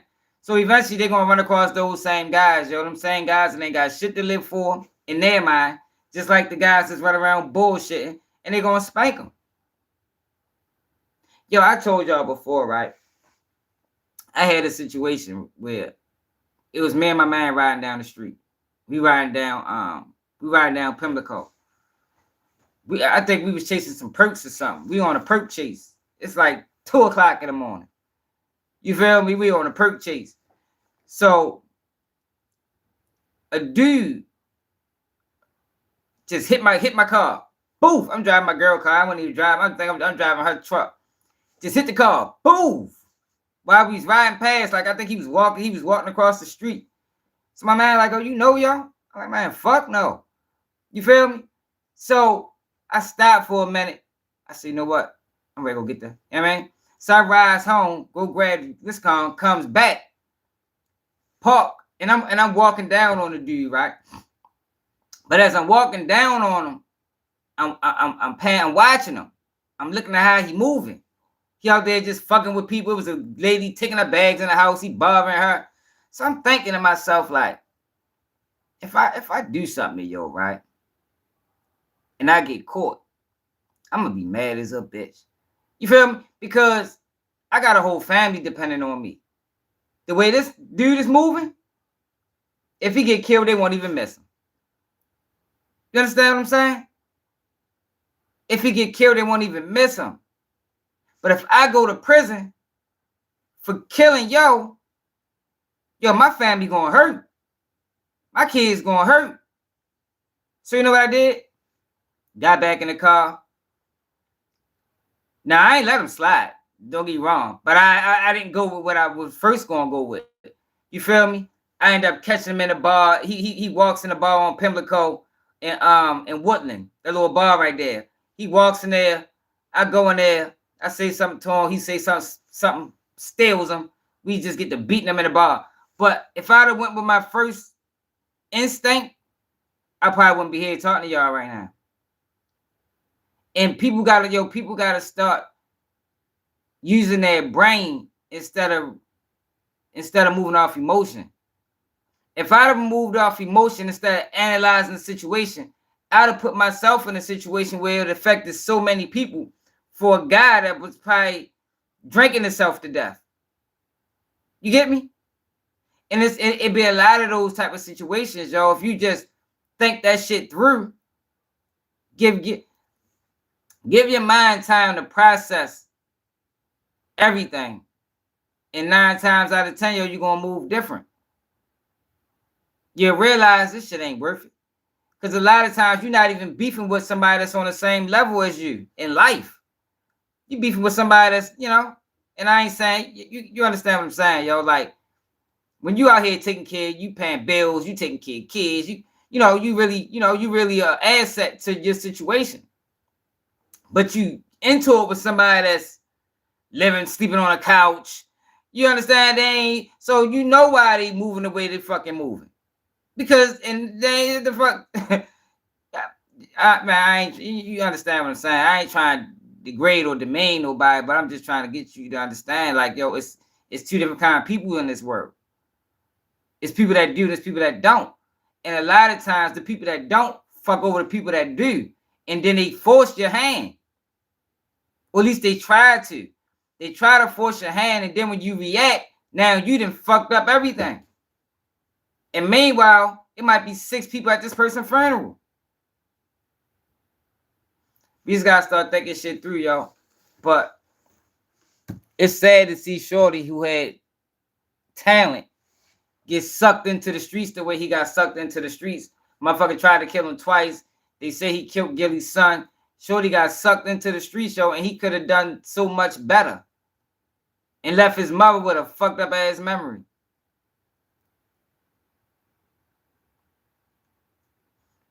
You know what I mean?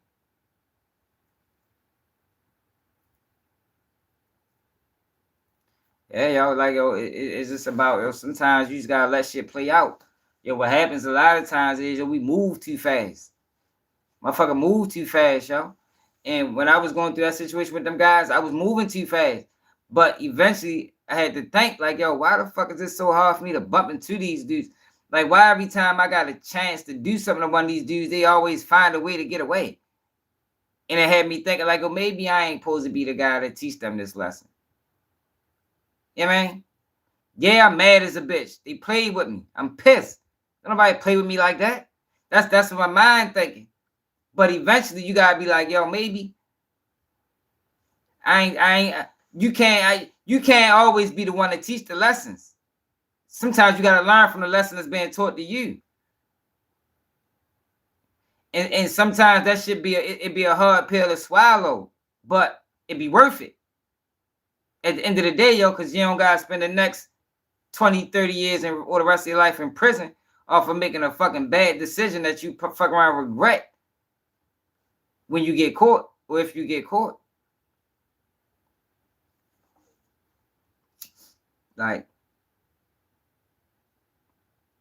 and there's people that can vouch for all these stories, so I don't want motherfuckers to think I'm just talking. Like, I don't do that. Like, I try to be honest, you know, with everything I say. Man, the street, it ain't worth it, y'all. Shit don't be worth it. You know, like I said in the video I did earlier on the shit that happened at McDonald's. Yo, it ain't, the only thing you guaranteed is early death or a prison sentence. And you lose either way. It's no winners in the streets. Even if you make it out of it, your mind be so fucked up mentally. You know what I mean? Y'all see how I be when I'm in the car and I'm on live? I ain't got no beef in Pennsylvania. But just based off of the shit that I know, or the shit that I've been around or been a part of, I can't just talk to y'all without checking my rear view every motherfucking 3 minutes. Because the life that I live, motherfucker run down on you in them 3 minutes. Better pay attention. and that shit don't go away. You understand what I'm saying? That type shit don't fade over time. Like, that shit you live with forever.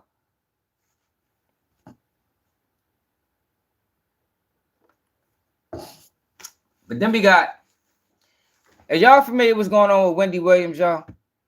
Like, yo, I thought this story was sad as a motherfucker. So Wendy Williams did an interview with the Breakfast Club, right? And it just goes into how the system just takes advantage of people, older people. They ain't necessarily gotta be older people. Cause Wendy Williams ain't even that fucking old. And she about 60. But look at this shit, y'all. So I think people remember when Wendy Williams. Matter of fact, before we get there, let's see what happened. Cause I remember they froze up bank accounts. Wells Fargo. And this turned into a motherfucking. This turned into a whole problem. Wendy Williams' bank account get froze by Wells Fargo. According to DistractTV.com, Wendy's guardianship began in 2022. At the time, her bank, Wells Fargo, froze her accounts, claiming the host was incapacitated and could no longer handle her finances on her own. Soon after the Wells Fargo incident, a New York judge appointed Wendy with a legal guardian, Sabrina E. Morrissey.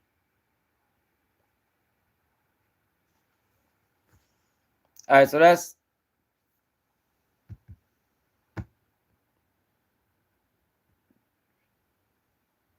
by a probate lawyer. Yo, because how the fuck did they get her in this shit, yo? Like,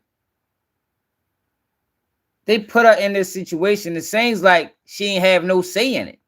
Like, how the fuck do they just put you in a situation without you having say in it? Her or her family.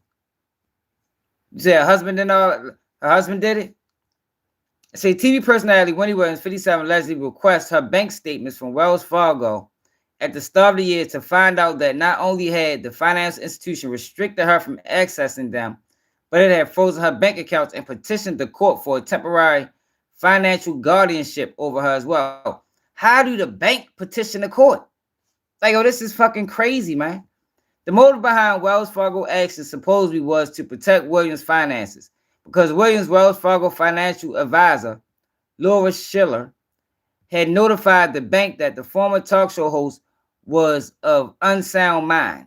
Williams, who denies this claim, has been fighting ever since to regain access to her bank accounts in the guardianship. Dispute with Wells Fargo comes on the heels of the controversial Britney Spears conservatorship case, which was the subject of the Free Britney movement and culminated in the termination of the 13-year-old conservatorship in 2021. While both cases have come under public scrutiny and spotlight and harm and ethics violation that could result from an unwarranted conservatorship or conservatorship abuse, there are many instances in which conservatorships are not only necessary but can greatly benefit the person. Like, yo, but how do you like? Why not put a family member? Like, listen, hold up, yo. That said, the Wells Fargo have a right to freeze Wendy Williams' bank accounts. Is Williams' guardianship warranted? Is Wendy Williams versus Wells Fargo dispute likely to end in the Stars' favor? Wells Fargo or another bank freeze your accounts for similar reasons. All right, so she had an issue with the bank. Like, so somebody just called the bank and said she's not able to dictate her own money.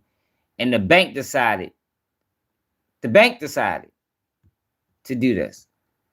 Now we're gonna play this 37 minutes long. I'm gonna let it run straight through. More than likely. And this is what I'm gonna see, right? Now Charlamagne and them say they want this story to get out there, right? Let's see if they copyright it. Let's see if they copyright the video. In the morning, the Breakfast Club. Good morning, everybody. It's DJ. The conservatorship. We don't have anyone here by the name. But they could have lined her up, yo. They could have sent her to probably all their doctors. Like similar how like how they did Michael Jackson. Like, yo, this is a dirty game, yo. Like, yo, when you get in the upper echelon of money, yo, you run across some greedy, deceitful, ungodly ass people, man. Even answer certain questions. Like, what is this, yo? Like, what the fuck? They took a speech away. Like, yo, this is disgusting, yo. It's crazy that America got these type of institutions that can just dictate a motherfucker, yo. And they take advantage of people that's probably special needs or the elderly. Like, oh, this is a dirty system, man. This shit like fucking child support. Fuck. Like, some of these systems, yo, that been in place, yo, for years, they need to be reconstructed, man. Modernized, updated. Let me show y'all who her conservator is. So this is the girl, the lady that's doing all of this shit. Can y'all guess? Is she a white or a black woman? See, this is why I call it white male. Cause this is some white male shit. This is the person, Sabrina Morrissey.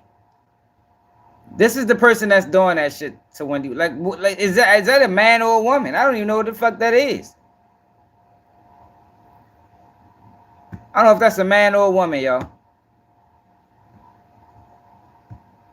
The family, the crazy thing, this woman or man, whatever this thing is, has more power than the family. Like I never seen. Is that? Let me see if that's the same person that the bank assigned to her. No, that was somebody named Laura Schaefer. Had notified the bank. So somebody named this not the same woman. Okay. I don't know, y'all. I don't know how this shit works. Well, we might gotta look more into this. And with, the rest of the family, her son, she wants to be in Miami. She's made this known. She's, told everybody she needed to tell. I don't know why it's not happening. No. Let me just say, and then you can go back, Charlamagne. Let me just say about Miami, okay? It started out with my parents, to Miami. We're all from New Jersey, but near New York. So you listen to Radio New York, you see Radio New York. You know what I'm saying? Asbury Park, New Jersey, okay? That's where I was born, all right? But then, I moved up to Ocean Township, and then my parents were the first ones in the winter. It's like you remember she passed out on air? It's like they used that. They might have, you never know, they fuck around gave her something. It's like they used that, yo, to do all, because we haven't seen Wendy since. Yo, we haven't seen Wendy since. It's like they used that situation to run this play on her. But it's fucked up though, man.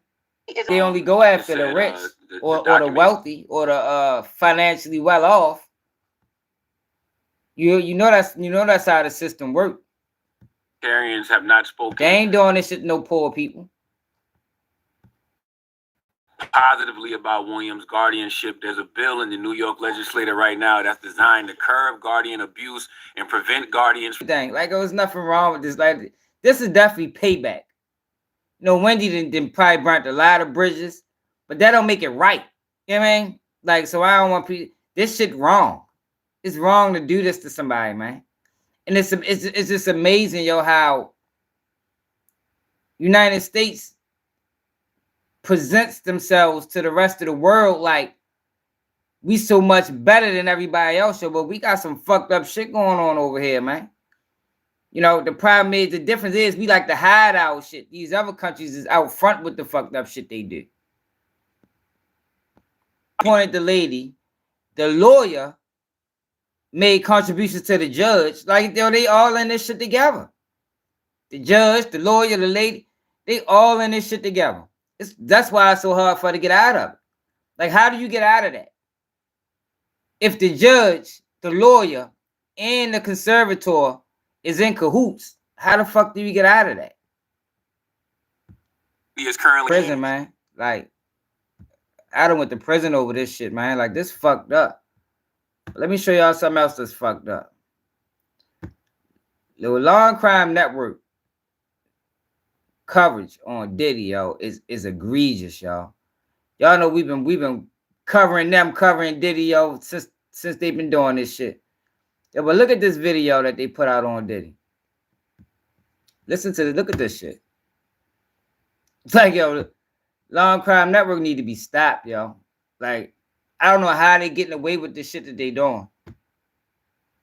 We've got passion, we've got determination. Like, and if we hit that like button, subscribe to the channel if you new. You better believe it's happening. We always feel like the lawsuits against disgraced music industry and business mogul Sean Diddy Combs are not slowing down. Another lawsuit terrible, just man. filed out in New York State. The thing about Long Crime Network is they present themselves like a replicable news source, but we know over here that they just a blog site. But the way that they covering this whole Diddy thing, like, yo, it's horrible. They is convicting the man, and he ain't been charged with nothing. Like, yo, listen to this shit, man. Listen to this shit, y'all. Like, yo, this video right here was the worst. Teen babysitter claims P. Diddy awed her. Listen to this shit. Monday, where an unidentified woman says that she was a 16-year-old babysitter when she was cornered by Combs and two associates and brutally assaulted. I'm going to be taking a closer look at the lawsuit right now and how it compares to other complaints against Sean Combs. Welcome to Sidebar. Look, they always try to do that. By law and crime. Whenever they do a video on a lawsuit, they try to compare it to another lawsuit to try to give it credibility. Meanwhile, all these lawsuits is frivolous. If y'all read them like how we read them, all these lawsuits are frivolous, man. Lack merit, like horrible, no witnesses. Like, we haven't read a lawsuit yet that had a witness. But Long Crime does these stories on Diddy like Diddy is fucking guilty. Like fuck going to court. His ass did that shit.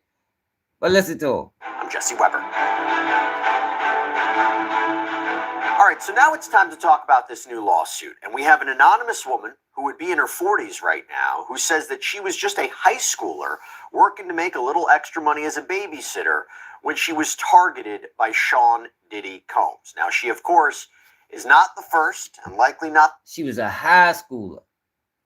That one, like, yo, these guys are fucking horrible, man. Like, yo, I swear, yo, this shit is horrible, yo.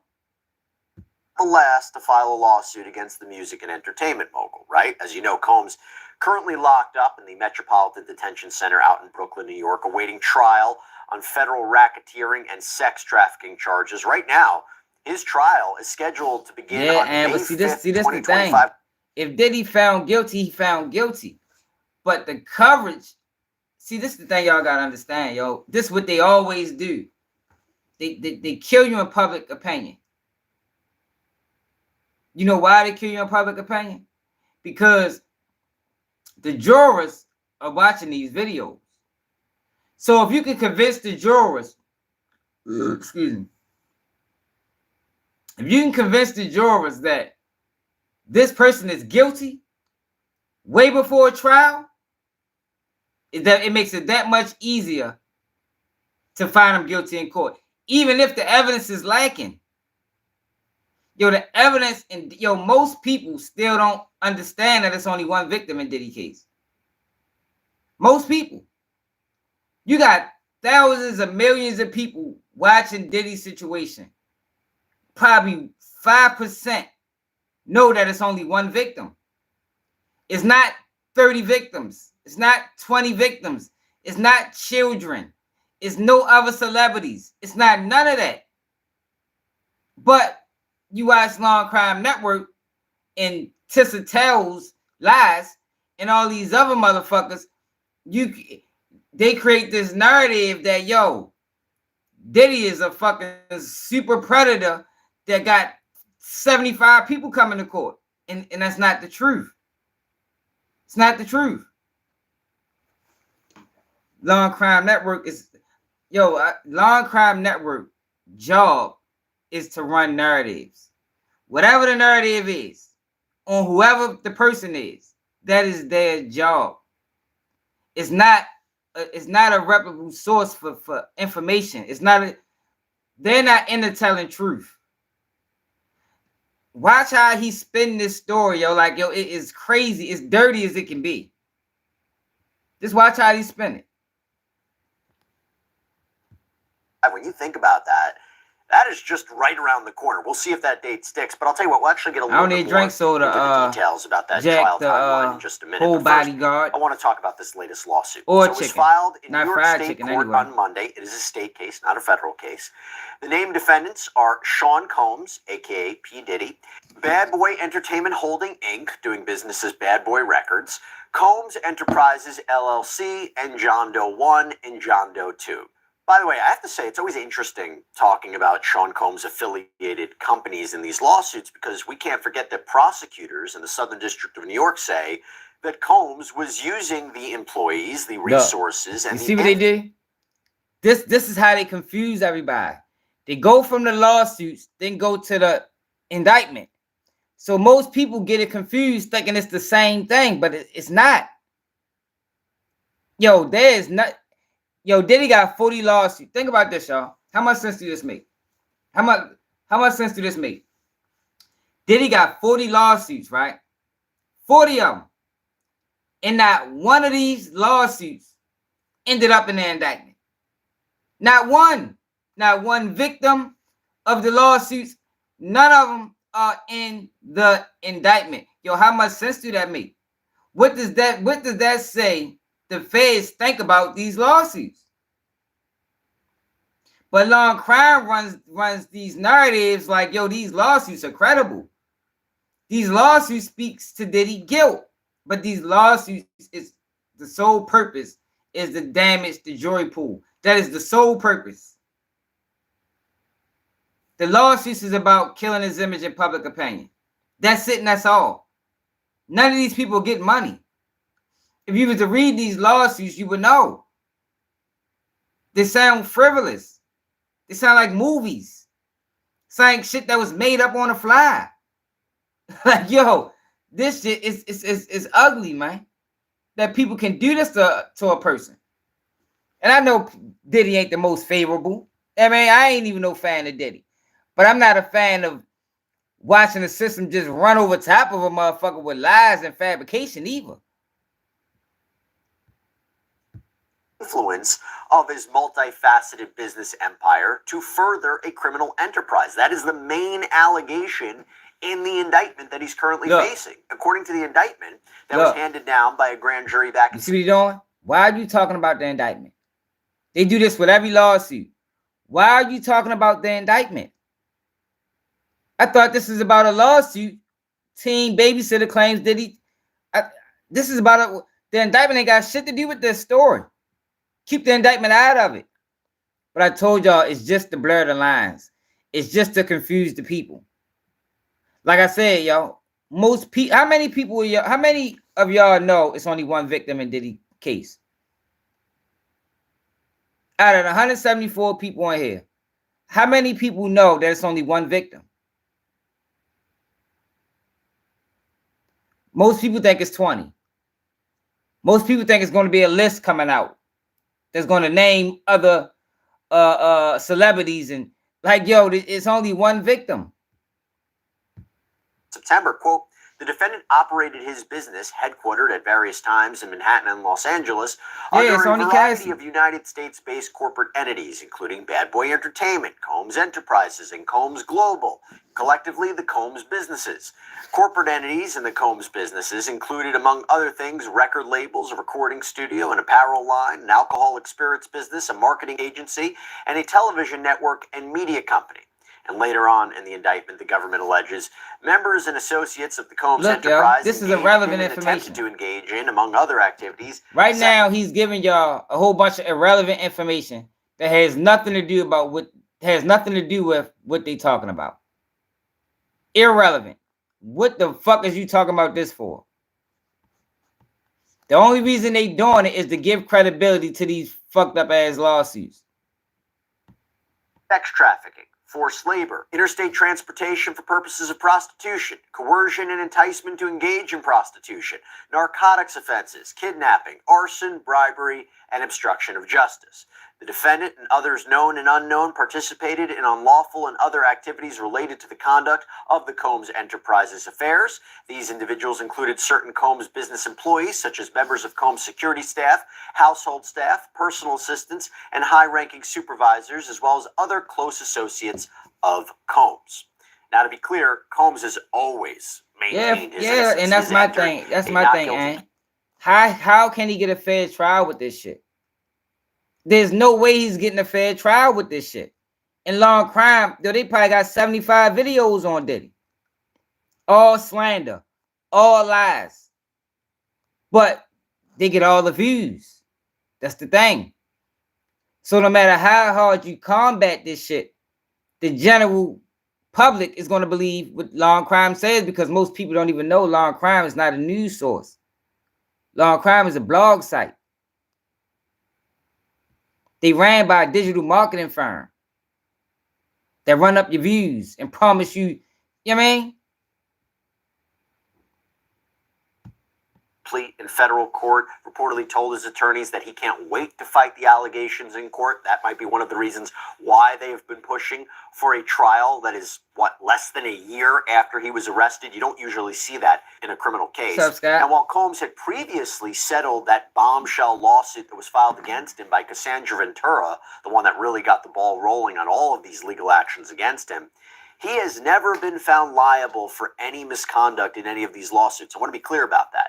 And he and his attorneys have adamantly denied claims of sexual assault in all the whole of these gang lawsuits. in here today. By the way, totally off topic here, but I got to tell you something that I am very, very excited about. I have been using this men's grooming line. I'm going to be on this as long as Long Crime pushing lies. When they stop lying, I stop covering it. Jane Doe is alleging that the two identified men who were with Combs, again, John Doe 1 and John Doe 2, they are believed to be his employees and that they helped facilitate. I don't know, y'all think the judge might be in on the play. Now, her verified civil complaint reads, plaintiff brings suit against defendants to redress the substantial and lifetime injury she has suffered as a result of being drugged, sexually assaulted, and abused by Sean Combs or P. Diddy, while co-defendants facilitated and or directly participated in the action of Combs. Now, something to address real quick, a common argument would be, well, why is she filing a lawsuit? Listen to this. Listen to how he tried to explain the delay in lawsuit. Listen to this motherfucker, y'all. Now, 25 years later, right? 25 years later. Why didn't she speak up earlier? That is a conversation that's been happening in the Sean Combs case from the very beginning. You could argue that, well, okay, it looks like it's a payday. She's just trying to jump in with all the other lawsuits that are being filed against Sean Combs. The other way of looking at it is, look, what's the other way? Having your information freely. Tell us the other way, my guy. What's the other way of looking at it? This is how you can tell they push the narratives. When they give you the one way, but say, no, don't look at it that way. Look at it this way. Let's see what's the other way of looking at it. On Combs, right? If these allegations are true and you were scared about coming forward, and particularly if you were a minor when this happened, did you really think he was untouchable? He was untouchable. You can't really go after him. But when you see the multitude of lawsuits that are being filed against him and that he's currently behind bars, he's not out on bail, they may feel safe to come forward with their claims now. But no, after 25 years, you ain't told nobody. There's nobody that can vouch for these claims in 25 years. Yo, that's what they're trying to convince everybody, right? That out of all everybody that filed these lawsuits on Diddy was all scared. So scared that they didn't tell nobody. 40 people? Yeah, what's the odds of 40 people holding a secret? 0%? Like, what is the odds of 40 people holding a secret? 40. You can barely keep 3 people. 40 people told nobody. Man, get the fuck out of here, yo. They think we fucking stupid.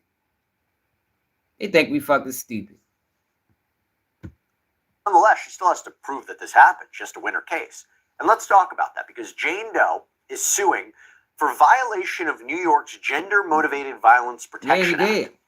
We've talked about this many times here on Sidebar. I'm not saying Diddy. I'm not saying Diddy is a saint. I'm just saying this is bogus.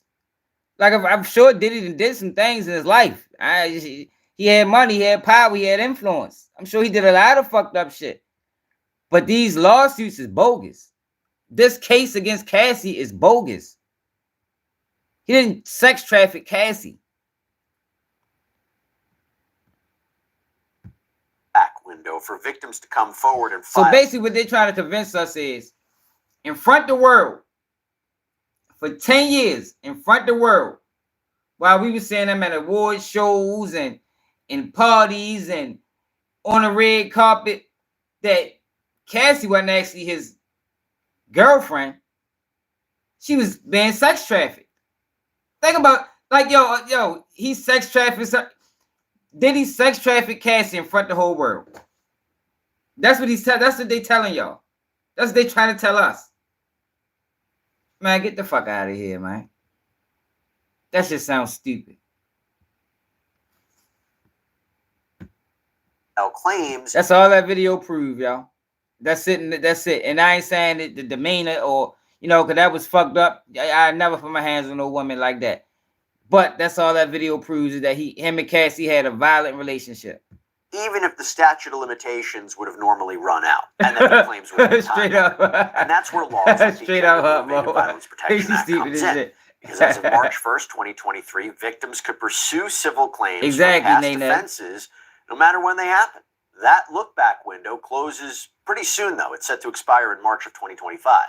Right. In her complaint, Jane Doe's attorneys write that, quote, "The conduct of defendants, including but not limited to Combs' physical and sexual assaults of plaintiff in New York City, constitutes a crime of violence, and a crime of violence motivated by gender." So in other words, it's done through some animus because she's a woman. That law that they passed in New York is a dangerous. Like we gotta look into that sexual gender motivation shit.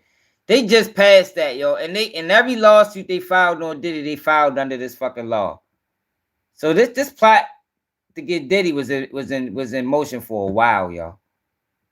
This is in motion for a while. I think the liquor company play a role, yo, but I think it might be a little bit more deeper than that. Part-time as a babysitter in a building around the corner. Again, this is back in 2000. One of the women who lived in that building, living with her father and stepmother, in the commission of the offending behavior.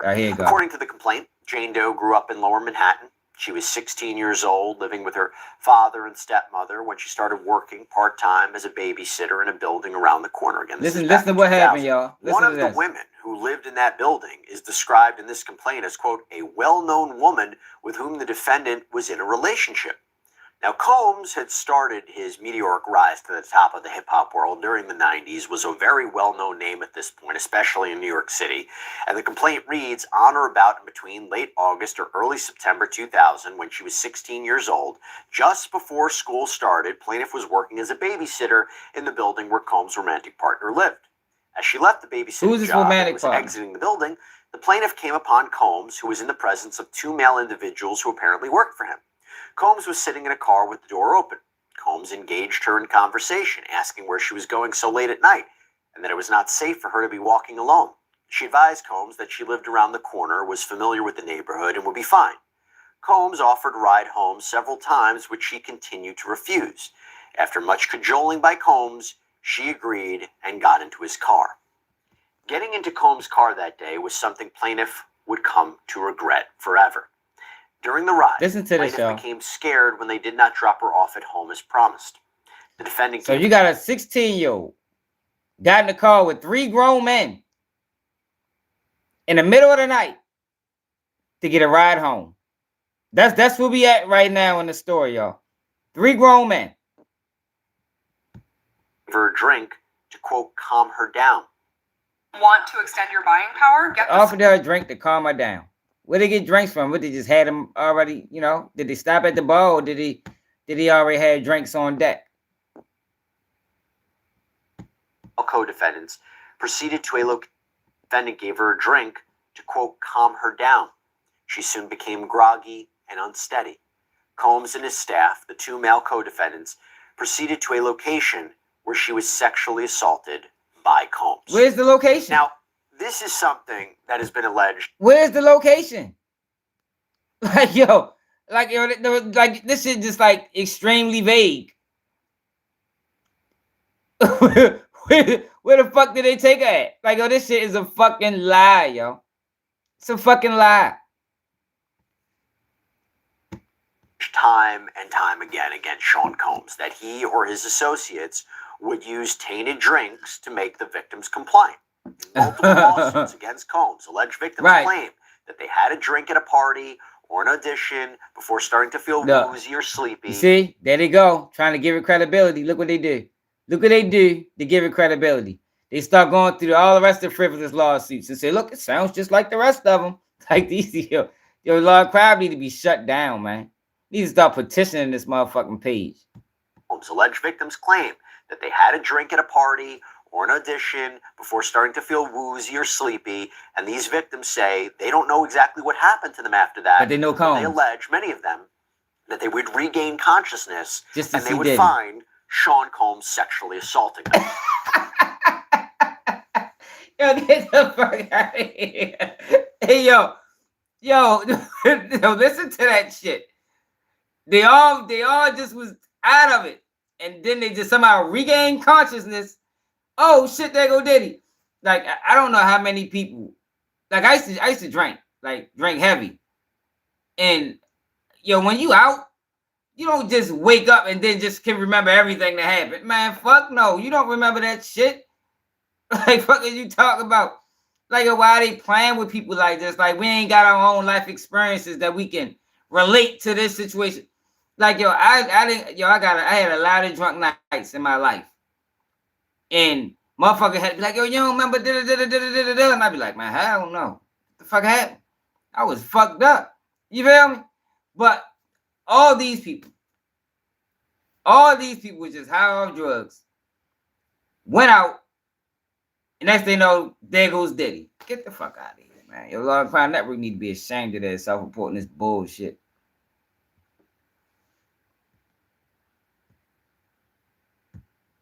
Okay.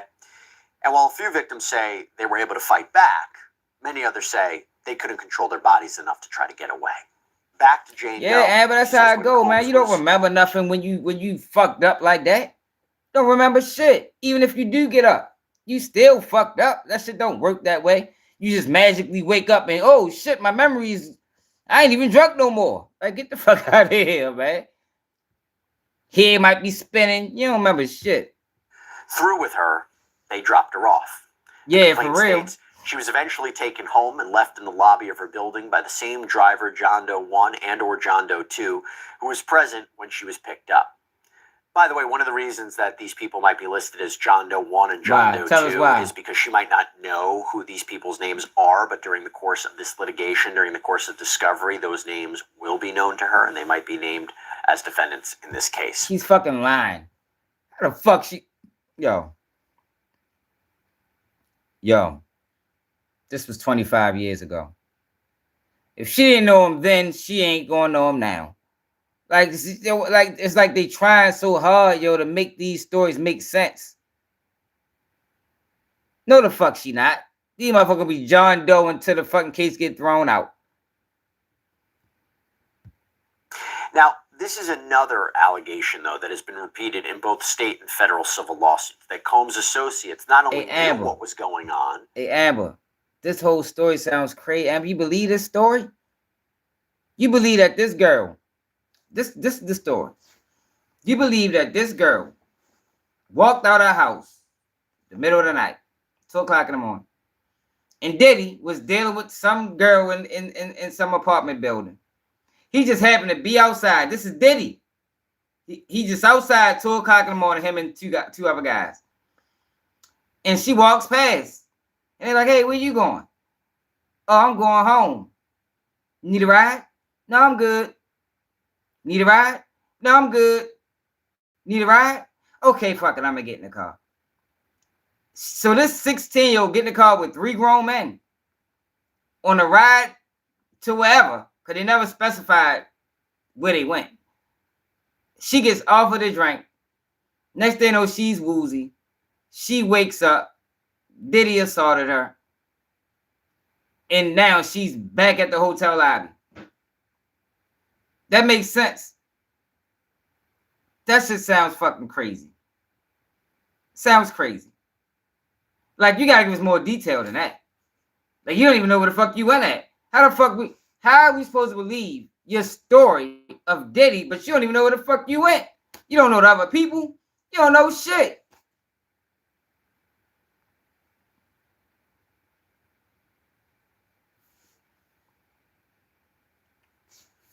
Echo. It's lies. Yo, why do people see? Yo, the thing is, when it come with Diddy, if we've been hearing all this shit around his name for so long, we just want to believe it. It's right there in plain. We just want to believe it because it's Diddy. That's it.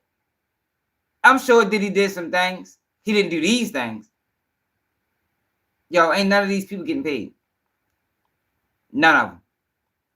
I guarantee you, none of these people are going to get paid. Right. You ain't got no witnesses. They never got witnesses. Ever. There isn't ever any witnesses to corroborate these stories. Echo, it didn't happen. It didn't happen. Like, yo, it didn't happen, man. Like, yo, this is just crazy, man.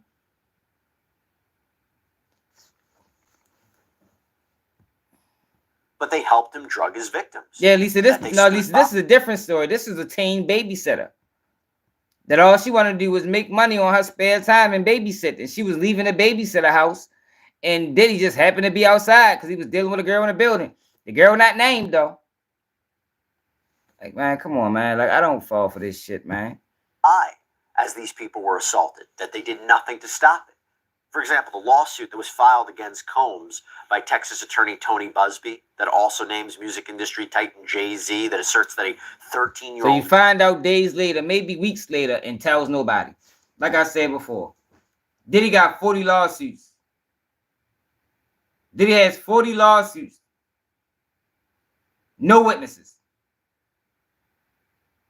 There isn't a witness that can corroborate any of these lawsuits. In every lawsuit, it says, I didn't tell nobody, I was scared. Yo, can 40 people keep a secret? What's the odds? We always gotta go back to odds and likelihood and probability. What is the odds 40 people can keep a secret?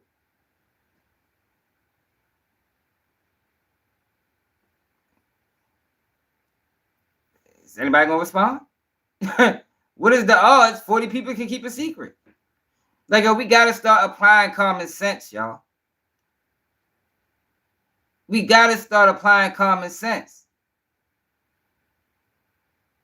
I know everybody don't like Diddy. I know everybody want Diddy to be guilty. But can we use common sense too? What is the odds 40 people will keep a secret?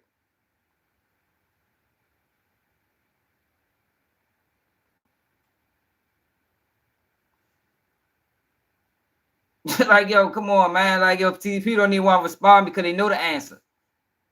I don't even think it's 5%. I think it's 0%. I think it might be negative. That shit might be negative 30. You can hardly keep 3 people to keep a secret. Even 2. You can hardly get 2 people to keep a secret. You mean to tell me 40 people said nothing?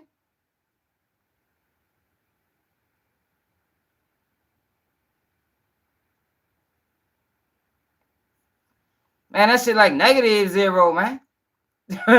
Come on, yo. Like, yo, can people use common sense, yo? All these people told nobody. Yo, every single lawsuit we read, they told nobody. Y'all been over here? We done read, how many lawsuits did we done read? 15? Maybe, what, 10 at least? They all told nobody.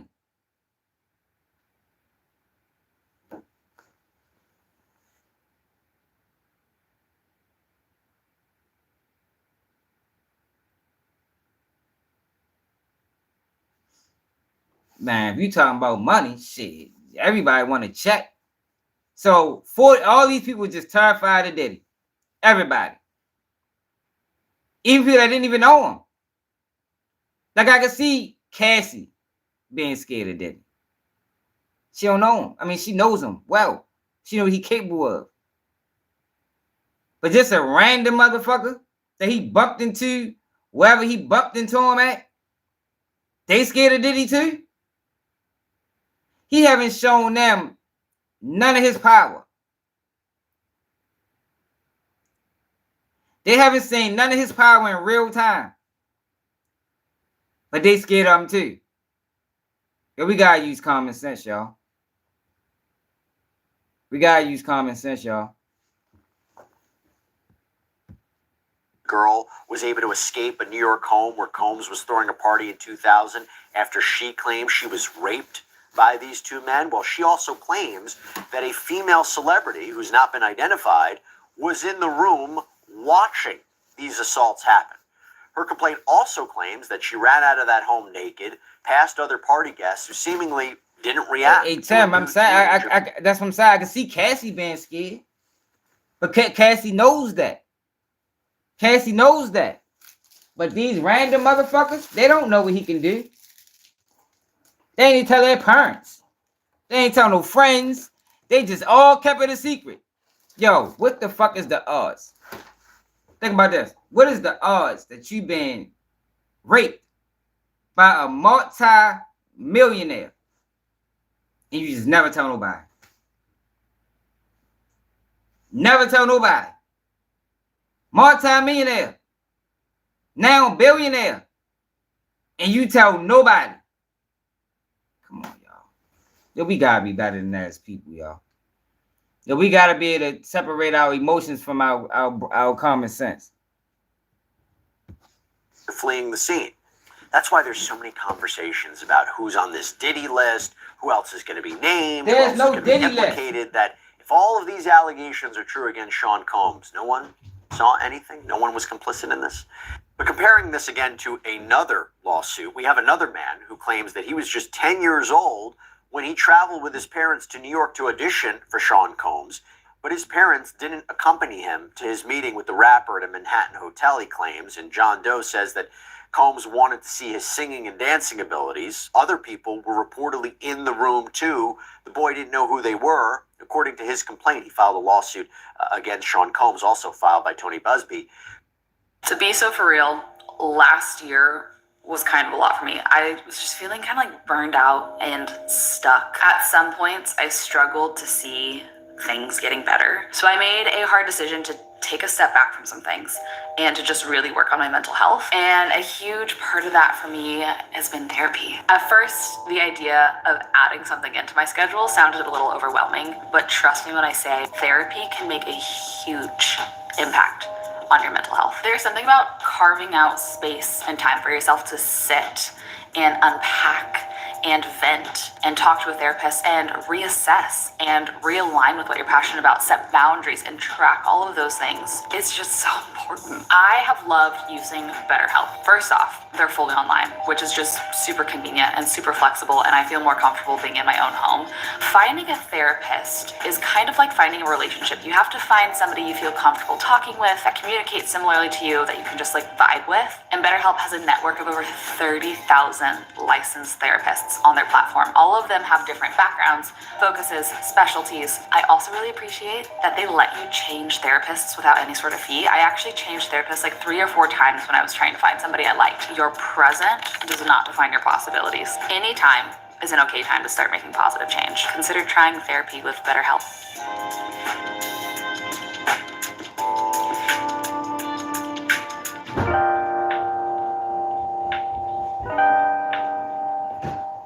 Yeah, y'all, we gotta apply common sense, man. I know everybody listening to Tissa Tells Lies and Long Crime Network and shit. If you have a 700 plus credit score, you qualify. We try to stick to keeping it real over here, man. Oh my God, I already sent his ass back outside already. Plaintiff performed several rap songs for Combs. Combs complimented plaintiff on his rapping and told plaintiff that he could make him a star.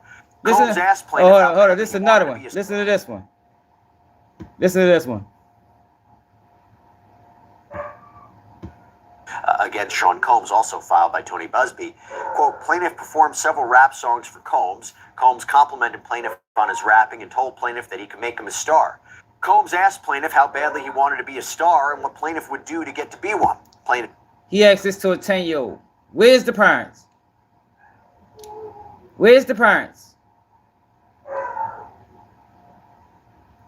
Responded, as might any 10-year-old child, that he would do anything.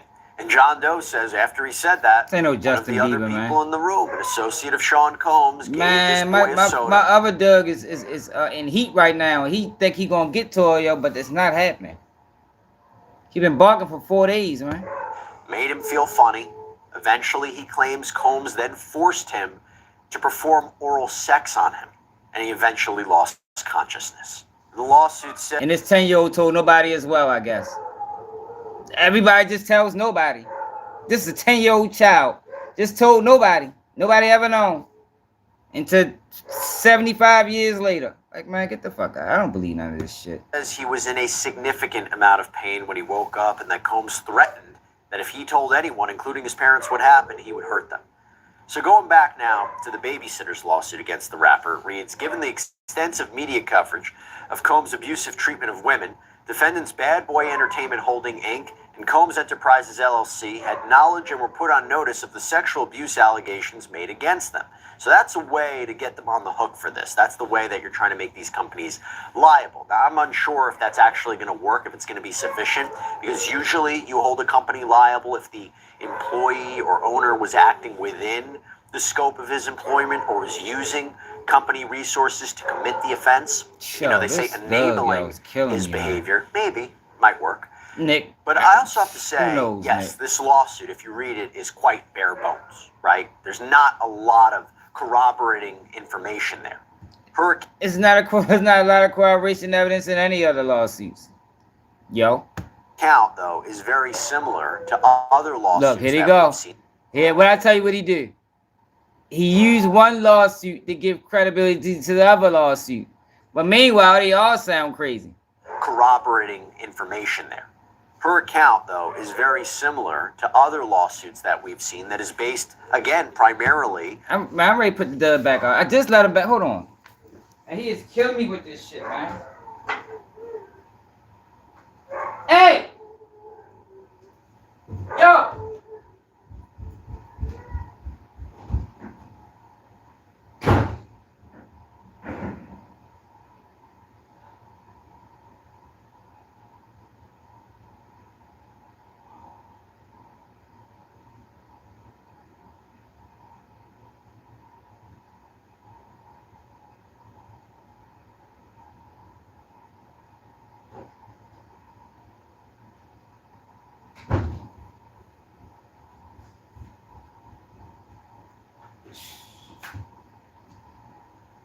It was too cold outside to keep him outside. You know, he prepared. He Alaskan Malamute, so he prepared for the cold, but I ain't trying to keep him out there all day, man. Like, fucking killing me. On the alleged victim's account. It doesn't list out all of the pieces of evidence, and you don't have to. It's a lower standard to merely file a complaint. You just need to make statements that are sufficiently particular, that make clear what the claims are. They provide the parties notice of what is being alleged, what the elements of the claims are. But I will say, this allegedly happening back in 2000, you may not have all the documentary evidence that you would have in another case, right? The text messages, emails, photos, and videos. Not gonna have anything. It may exist during the course of discovery and during the course of this litigation, but it may not. We'll see if there's... It's not going to exist, yo. Who the fuck had messages for 20 years ago? Like, why he keep playing these stupid-ass games? Like, people... You're not going to have any evidence from 20 years ago. Not a text message, not a phone call, not a piece of clothing. You're not going to have any of that shit. Like, yo... Like, what you think? Yo, this shit is fun. Like, yo, this page is really comical, man. It's comical. But YouTube sends them all the views. They didn't even used to cover this type of stuff. They just started covering this type of stuff. I don't like calling it content because it's people real life. You know, I don't do that. But their whole page used to be totally different. This was Law and Crime Network. This is what Law and Crime Network was about 9 years ago. They done turned it into a damn blog site.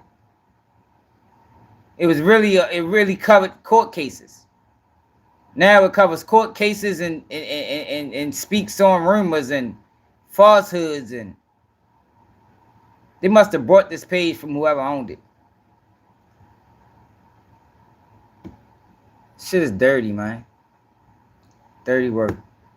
Get them out of here. I'd be glad when they disappear. Alright, yo, but my man sent me something.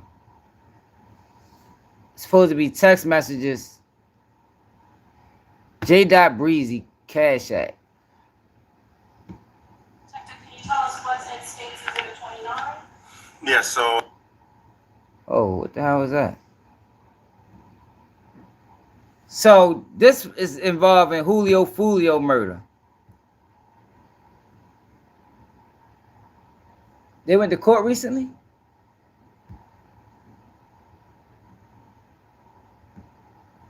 Yeah, so these are the Cash App records. Can you tell us what's in States Exhibit 29? Yeah, so these are the Cash App records of defendant Isaiah Chance's Cash App account, which is titled with the name Mr. Rich Off War. And what we learned from these documents were that on 6/22 at 1:45 a.m., so this is a Saturday before the murder, it's actually before they leave Jacksonville to come to Tampa. That shit too small. Mr. Rich Off War receives a transfer amount from the account of J.Breezy. J.Breezy is the rapper name of. Hey, but they sent him $390. Whose real name is Jacory Rivers. He's one of the prominent 1200 gang rappers who also released a song after Foolio's death, mocking his death.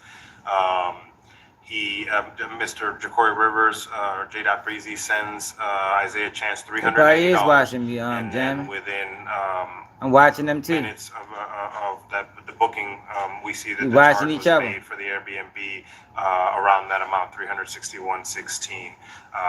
We see a charge there at the bottom from Airbnb. So although the Airbnb and we sent the subpoena to Airbnb to confirm that it was this card that paid for it, the ones the defendant stayed at. So what we were able to determine is although Rashad Murphy booked the Airbnb that the defendant stayed at under his name and his Airbnb account, it was paid for by the Cash App card belonging to defendant Isaiah Chance. You said, which one, Latoya? Bro, these guys are cooked like bacon. I mean, you can put them on the stove and fry them. Like, they got mountains of evidence against these people. They ain't never coming home. They better hope they can get a deal because the state is looking for the death penalty. And that was provided funds by 1200 rapper Jacory Rivers. Now, when going back to that Airbnb video, you said that you noticed that some of them were actually picked up by an Uber.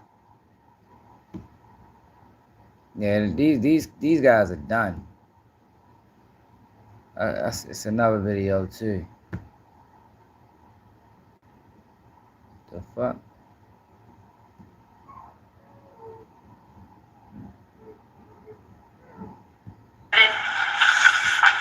Detective, can you tell us what is depicted in States Exhibit 22? So to the top left here, we have defendant Rashad Murphy's booking photograph from Gwinnett County. Below that, what we detailed there was that there was an extensive search done of the Silver Cruise license plate. As it hit readers in Georgia, and on 2 occasions we found that the Silver Cruise was traveling in tandem. Oh, one of the cars was in Spinning Ben's name. Them boys better hope they don't tell. If they mention any one of them names, Spinning Ben's or J.Breezy, they going down like the Titanic. I think they really focusing on Spinning Ben's because I seen a video where they said that they was watching them. So the black Chrysler registered the Spinning Benz. Damn. Them boys ready to go down. With a black, 2014 black Chrysler 300. That Chrysler 300 was registered to Noah Williams, who goes by the rapper named Spinna Benz. He and another rapper released a song after Foolio's dead that was titled Foolio Dead. And Spinna Benz, he's a known gang member of 1200, is that correct? Yes, he's documented having associations or membership. I can't remember which one, associate or member, but he has some documentation with the 1200 Street gang out of Jacksonville. Yo, what is this? Hey, Alvin, you still watching? Is there more? They just went to court recently? Where they get this video from? Where's the whole hearing?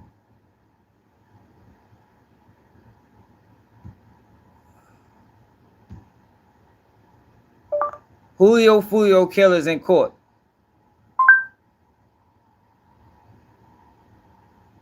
Where the fuck they get that from?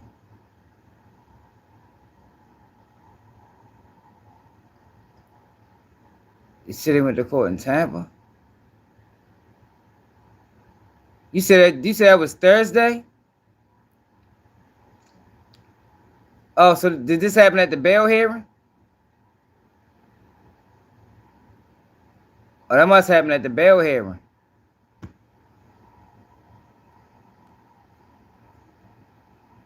Got you. Yeah, these boys done.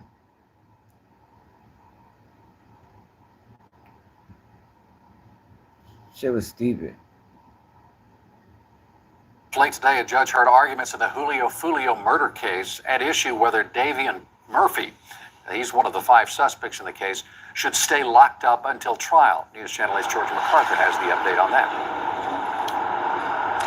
Keith, after being on the run, ducking and dodging from police, Davion Murphy appeared before a Hillsborough County judge. And today, that judge, Marcel Cisco, decided through key evidence after hours of hearing from the prosecution and the defense, he has no bond.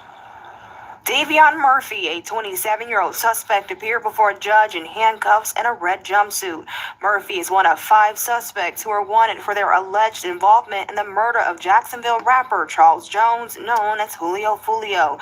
Investigators believe 5 suspects allegedly worked with members of rival gangs like ATK and 1200. Yo, Spinna Benz and J. Breezy ready to get charged in this case.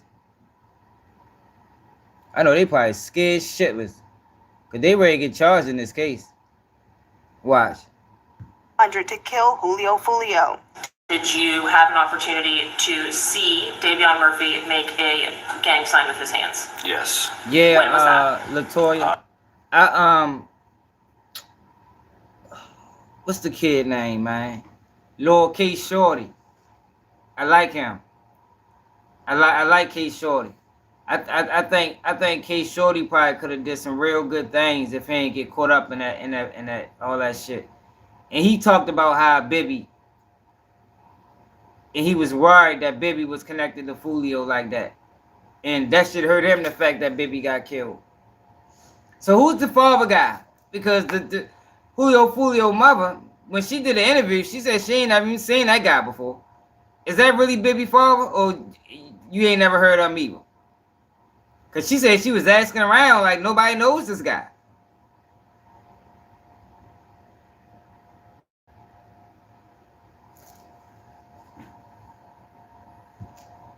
The night he was arrested. They claim the suspects followed Jones to Tampa from Jacksonville, where he celebrated his 26th birthday. Today in court, prosecutors brought up just how they were able to link Davion Murphy, investigators say a key player in the shooting. Today in court, prosecutors showed cell phone records and surveillance video linking Murphy to the fatal shooting. Yes. How did they get that video? And today, a judge decided that all 5 suspects, their trial is... Yeah, we should better get that video. Let me see.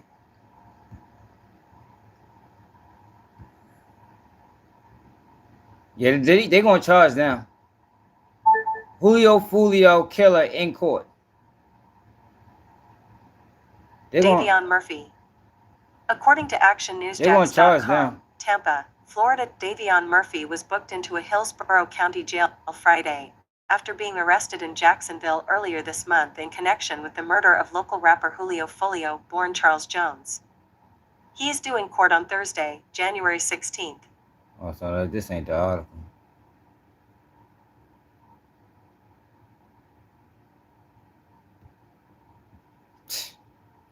People gotta stop throwing their life away, man. You only get one of them motherfuckers. People who think that shit a game. I'm telling you, when they get you in this type of situation, that shit is not fun. That's when all the fun stops. I'm telling you. I'm a fucking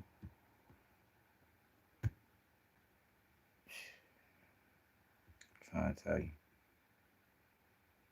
It's all fun and games until there ain't no fun no more. They ain't got no damn, yo.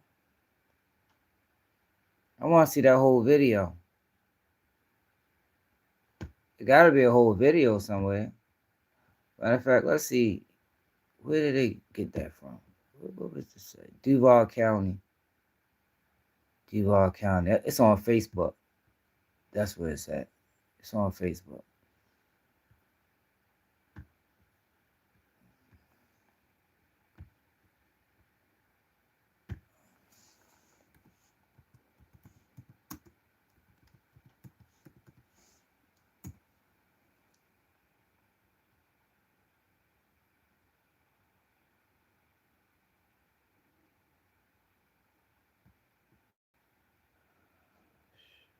Let's see. I'm trying to find.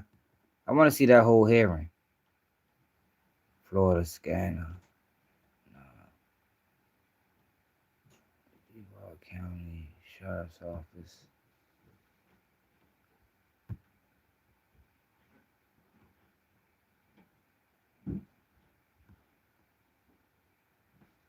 Video. Damn, y'all. I want to see. You said News Jacks 4? I just was on that, wasn't I?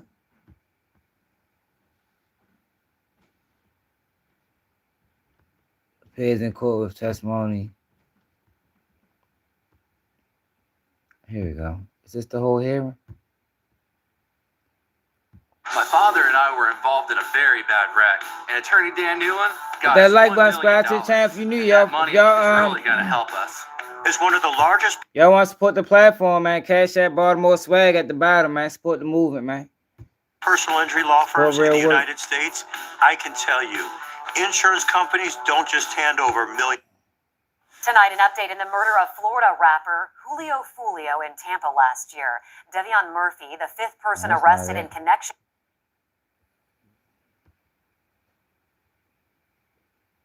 Testimony, gang ties. Damn. If it's recorded. If it's recorded, it gotta be somewhere online. You said News Jacks 4. Let me try that.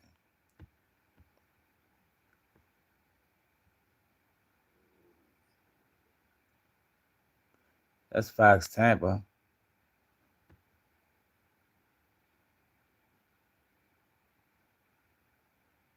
That's not it. Let's try this right here.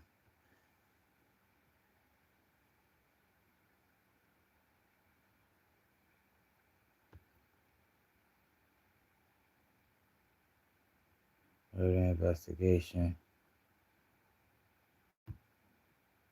That's previous. WeatherTight Windows knows you rely on the highest quality windows to protect your family. That's why we partner with PGT, the leading window manufacturer in Florida. Give us a call for peace of mind this hurricane season. And don't forget the cookies. In the early morning hours of Sunday, June 23rd, Jacksonville rapper Charles Jones arrived at Teaser's Gentlemen's Club in Tampa for a paid performance.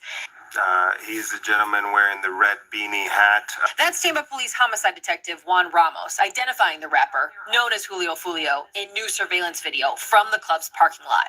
Suspects Alicia Andrews, Isaiah Chance, and Sean Gathright watched this video in court. You know what's so crazy? The girl didn't even know she was pregnant. She found out she was pregnant in jail. All three faced charges in Jones's death in what investigators say was an ongoing rival gang. So she ready to have that baby, and that baby ready to go straight to the state. Went down the street to Truth 18 nightclub for an after party, posting on social media in live time. This is the video here from his Instagram. Surveillance video from outside that club shows how two suspect vehicles continued to follow Jones, just as they did at Teasers, and eventually to the Home 2 suites near USF. They're approaching the victim's position on foot. Video I ain't from the find hotel it. and a parked Tesla show three shooters firing several shots at the vehicle Jones was riding in, killing him. With video playing such a big role in this case, Gathride's attorney pushed back. Once again, there is no actual video or identifiable footage that shows that Mr. Gathright was physically present at Home 2 Suites. Is that correct? Correct. The state presented a picture from Gathride's cell phone taken one day after the murder, showing a bottle of Don Julio. The detective testified that, based on gang knowledge, this represents an insult to the rapper Julio Foolio. Here's Gathride's attorney. Were you able to ascertain if my client, Mr. Gathright, was the one that actually purchased Don Julio? No. So anybody could have been at that club and purchased it? Yes, of course. That is not a good argument, lady. In Tampa, Ariel Placencia, Fox 13 News. Let me try to find News Jacks 4.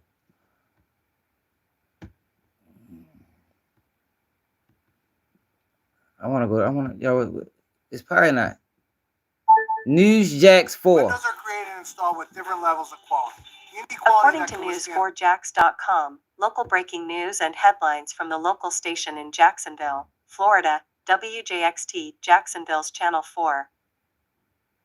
Oh, yeah. Y'all make sure y'all subscribe to the channel if you're new, y'all. Share it live. Check out the latest video I just dropped. News Jacks 4. I don't see it on here. News Jacks 4 ain't got it either. Damn, y'all. I guess we're going to have to wait until it come out.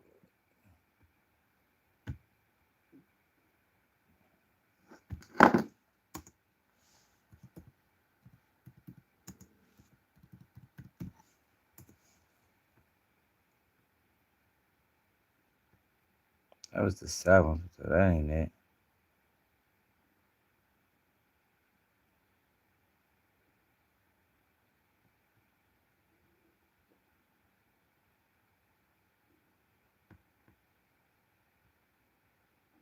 That was 2 days ago.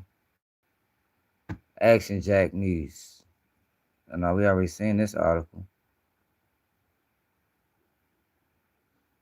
I don't know, y'all. Well, so for people that just tapping in, this is what I was looking for. I'm looking for the whole video of this. My man Alvin sent this to me. I don't know where he went at. What's up, Charlene? But this is what I was looking for. So the 5th suspect in Julio Foolio death went to court. And look like them boys are done it all. And Spinner Ben's name came up. Also, J. Breezy. Detective, can you tell us what's in State's Exhibit 29? Yes, so Yeah, but it these gotta are be the, somewhere else. Cash App records of defendant Isaiah Chance's Cash App account, which is titled with the name Mr. Rich Off War. And what we learned from this Rich Off these War. documents were that. So I guess what is he here? Hitman or something? This motherfucker's stupid. That's stupid. On 6/22 at 1:45 a.m. So this is a Saturday before the murder. It's actually before they leave Jacksonville to come to Tampa. Mr. Rich Off War receives a transfer amount from the account of J. Breezy. J. Breezy is the rapper name of a gentleman whose real name is Jacory Rivers. So he paid, one of the prominent 1,200 he paid for that rappers Airbnb. who also released a song Look, after. because he sent them $390 and the Airbnb was $361. Yo, they ready to go to jail. J. Breezy and Spinner Benz is going to jail. Watch. Real soon.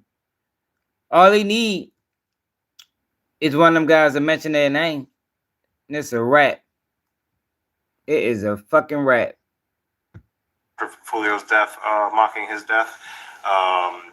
Mr. Oh, Corey shit. Rivers, So I hope ain't nobody else involved. Isaiah Chance $390, and then within minutes of the booking, we see that the charge was made for the Airbnb around that amount, $361.16. Yeah, he paid for the Airbnb. We see a charge there at the bottom from Airbnb. So although the Airbnb and we sent the subpoena to Airbnb to confirm that it was this card that paid let me for take it back, y'all. the ones the defendant stayed at. So we were able to see a charge. Let me take it back. Be around that amount, 300 of the bookings. Isaiah Chance 300. So J. Breezy paid for the Airbnb for the people that killed Julio Foolio.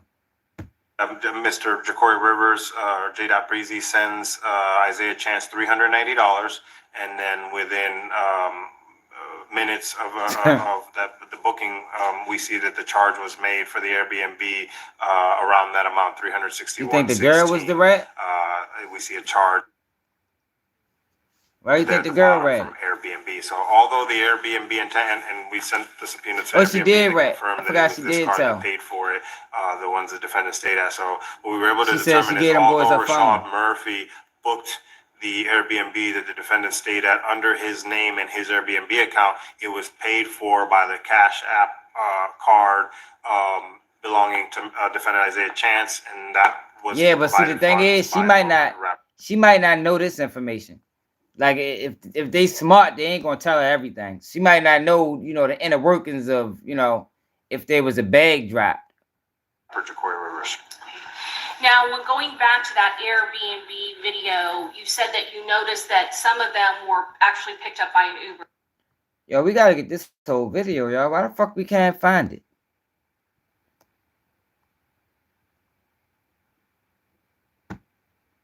We can't find the whole fucking video.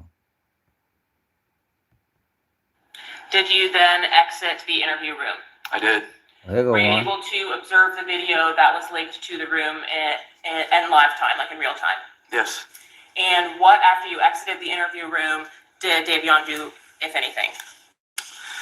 He does do something, and it may be more appropriate if I physically demonstrate it, if it's okay. Okay. What did he do? He puts out his arms like this, and it appears that he's brandishing a rifle with one hand extended and one, what I would consider the trigger finger.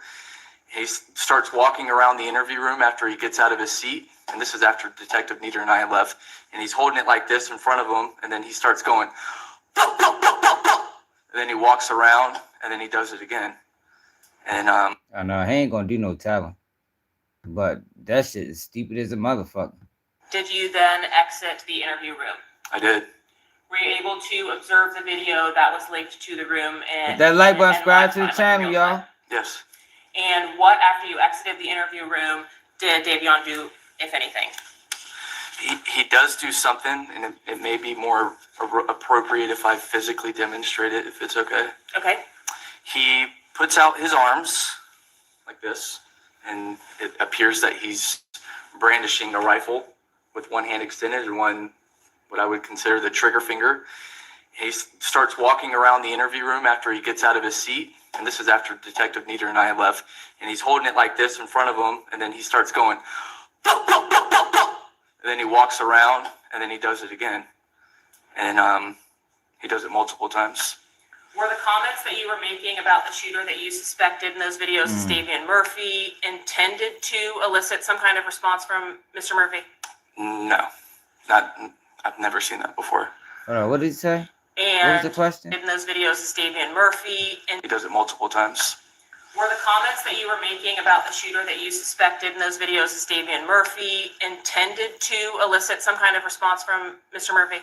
No, I've never seen that before. And that occurs when you exit the interview room. He doesn't say anything. Oh man, no, I'm not doing. That's probably AI, man. They doing the same shit with dirt. About the person in the video. No, yes, that happens when we exit the interview room. Your Honor, may I have 1 moment? Yes. People better stop playing with their life, yo. These people will take your life away, man. Like, Murphy might be the most retarded game ever history. This guy reenacted how he shot Foolio on camera in the interrogation room because he got in his feelings. Heard that the detective said he shot like a rookie. Somebody give this guy a trophy. Police on this page. Murder man sent for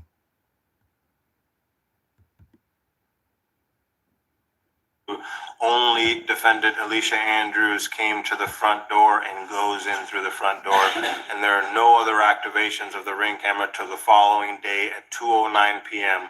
We see defendant Isaiah Chance come out. So this is now the following day, and there's numerous activations as they're getting ready to leave on June 23rd around 3 p.m. Yeah, them boys are done. They are done. This is Isaiah Chance. We identified that vehicle that he's talking to as an Uber. Ultimately, we were able to determine the defendants Isaiah Chance, Alicia Andrews, and Rashad Murphy traveled from Tampa. That's Davion Murphy there. From Tampa to Jacksonville via an Uber. You know they talking that Davion Uber Murphy job. coming in through the front door. Sean Gaithright walking out the front door. Isaiah Chance at the front They door. ain't got on no mask, no nothing. Sir, I put States Exhibit 24 Look at him. Look at him. He looks like he a through fucking surfer. 20. Out here trying to kill people. Yeah, if I better tighten up. Detective, can you tell us what's in States Exhibit 29? They be saying Yeah, that. so these are the Cash App records of defendant Isaiah Chance's. Yeah, we saying that. Is that all? Before I elaborate on that, Mr. Murphy said he was traveling from Orlando to Tampa to meet with a person he knew as Fizzle, and that person's real name is Darius Beals. Yo, he mentioned other people's names. He's stupid. Why would you, you don't never mention nobody else's name. Cause guess what? Fizzle gonna be right in that interrogation room next to you. And Fizzle don't know that you said his name. So Fizzle gonna fuck up your whole alibi. People stupid, yo. Elaborate on that. Mr. Murphy said he was traveling from Orlando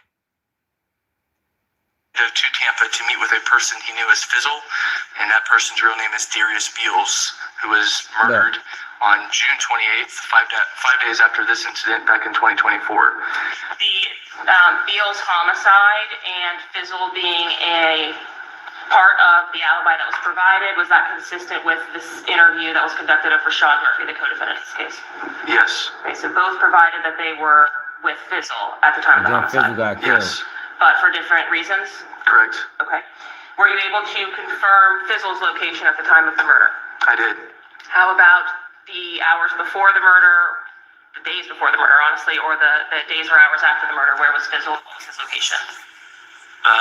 Darius's location was in Orange Park, which is located in Clay County, just outside of Jacksonville. Damn, yo. So where the fuck was Fizzle at? Why the fuck would they stop it right there? Admitted. Detective, can you tell us what is depicted in State's Exhibit 22? So to the left, top left here, we have defendant Rashad Murphy's booking photograph from Gwinnett He's County. saying that one. Davion Murphy phone. Oh shit, I fucked it up. My bad, y'all. At McDonald's, same time he is seen on camera there in a silver cruise. Look, they got them boys did the rights. God damn. I'm not checking out the lead. I don't think it's real, bro. And you can't just listen to music. They give you copyrights for that.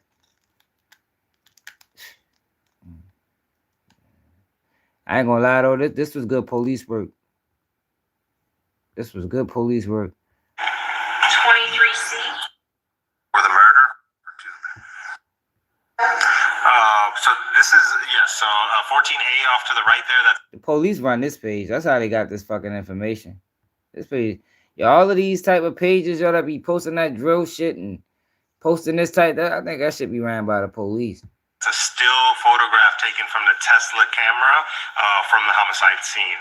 And then 23D is a photograph that was taken on June 22nd before the murder.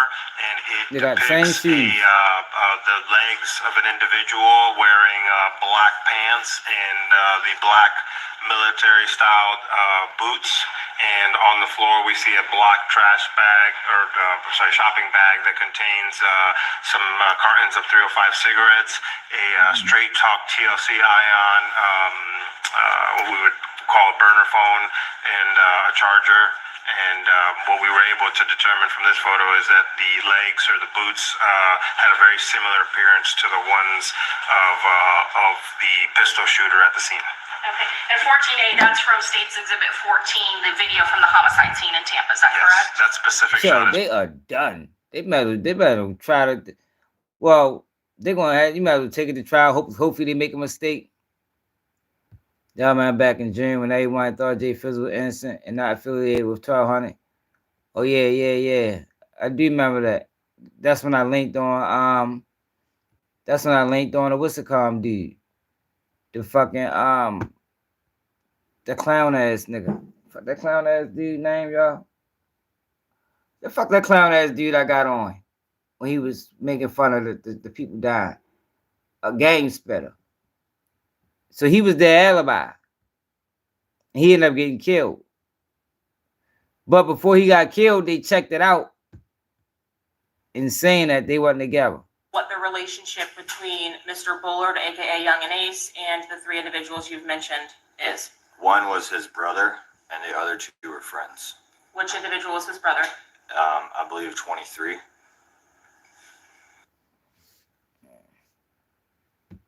I want to see this whole hearing, man. They just posting snippets. Post the whole shit. Niggas pulled up right in front of them. This Julio Foolio? Oh, there go the girl right there.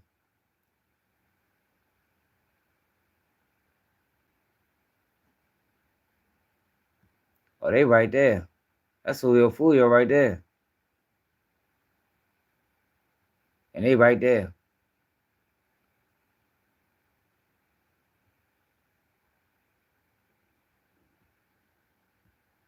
Hold up, y'all.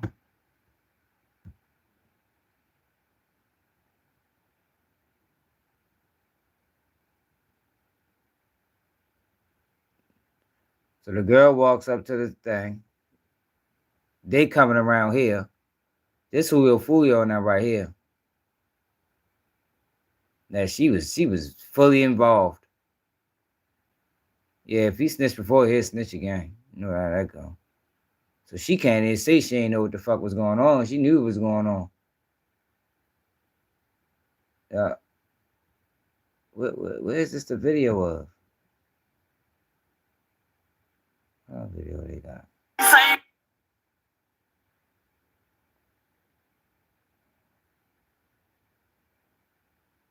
That all they got? Them boys getting a needle for sure. I wonder what their last meal gonna be. The fuck is this? Murphy's family had been caught up in this gang war previously when his cousin Gerard Adams was killed. They resulted from the conflict. The state was by Young and Ace, Julio Foolio police. Young and Ace better hope he not involved in this shit. For real.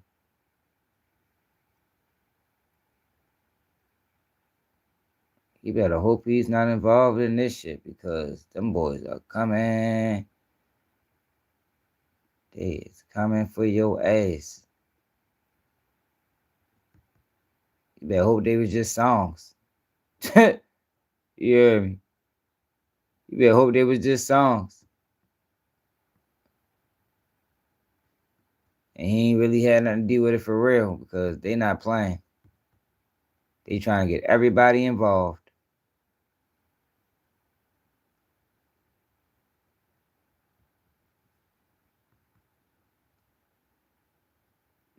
Do I follow this page?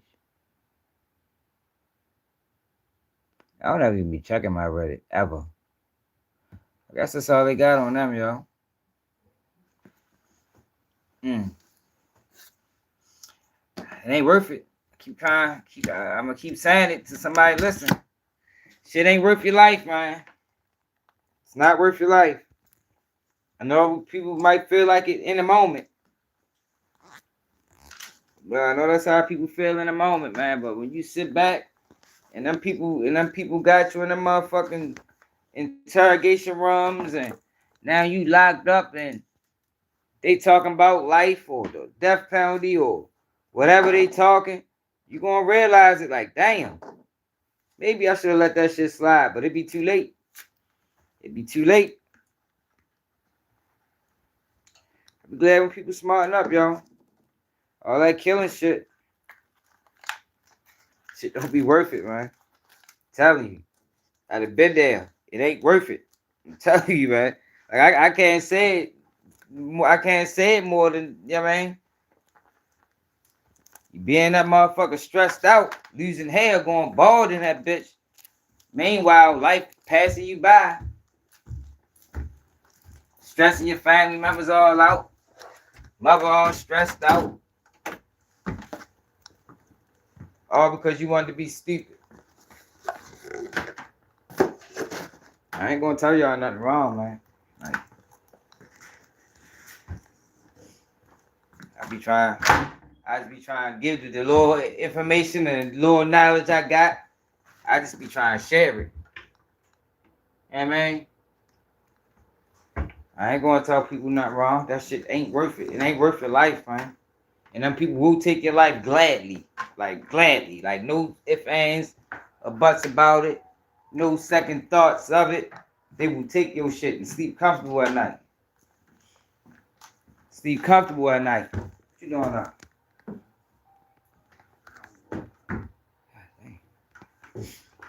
People keep thinking that shit a joke. What's up, Lord? Yeah, y'all. Shit ain't no joke, bro. I told you I used to have nightmares, man. I used to have nightmares I call life in prison, y'all. That shit used to be so fucking vivid. I wake up all fucking heart racing and shit. Like, yo, because the dreams in jail be so fucking vivid. Like, wake up in the middle of the night, you have a motherfucking dream. You have a motherfucking dream. You killed somebody and you got caught on the scene. Yo, that is the worst feeling in the world. And I ain't never even experienced it but in that dream. But that shit was so vivid. I think I can say that's the worst feeling in the world. Like for real. That shit was so fucking vivid. You be like, oh my God. Shit ain't no joke, man. Them people, they do that to you. And be fine about it. Like, no regrets, no remorse. Bang the gavel and keep going. Go home and eat dinner with their wife and kids and shit. Meanwhile, your family and that bitch crying. Other person, family crying. That shit just, man, shit ain't worth it, man. It ain't worth it, y'all.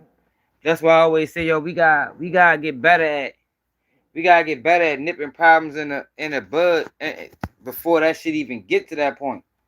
You know what I mean? Before people start dying, man. But once people start dying, it's just a domino effect. Like I always talk about Young Dolph and Yo Gotti. Yo, somebody was supposed to get in the middle of that. Yo, but we didn't adopt this mentality of they a grown man. I can't tell them what to do. All right. Well, sit around and let everybody die then. And then see how much that affect you. When you know you could have done something about it and you just sat around and ain't say shit. Now all your friends dead. Then you watching motherfuckers mother, man, that shit don't be worth it, man. That shit don't be worth it, man. I'm trying to tell you. Look how many people lost their life behind that shit. Motherfuckers lost sons, brothers, fathers, uncles, cousins. Like, man, fuck that shit, yo. That shit. You gotta live out here, man. For real. It's easy to just live and say fuck the bullshit. Got life at 19. He told when the judge said 56 to life and bang the gavel, he felt like his. I bet he. I believe him. I'm telling you, that shit ain't no joke.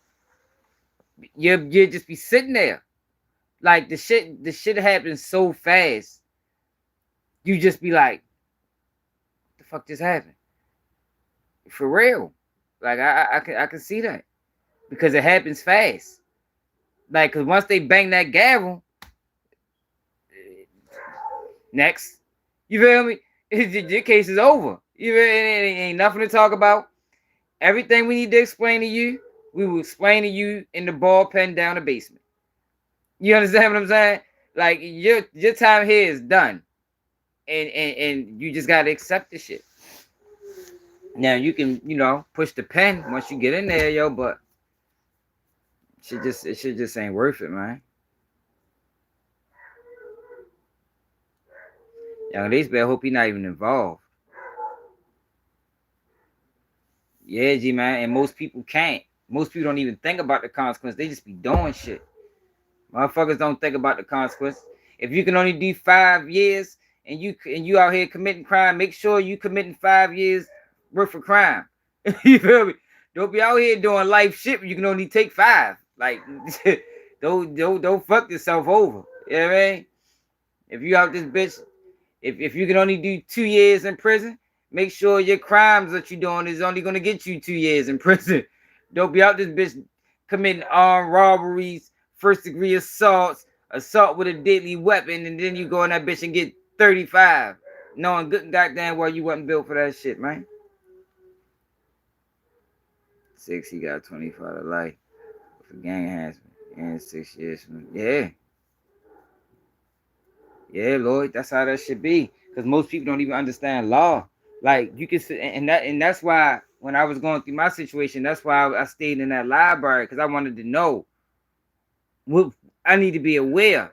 Because I was preparing for trial. So I need to be aware of everything that's going on in this courtroom, so I don't get caught off guard. They don't secret no more. Yeah, because it's about clout now. They killing for clout. They're not even doing this shit for money. That shit for clout. You know what I mean? It's fucked up, man.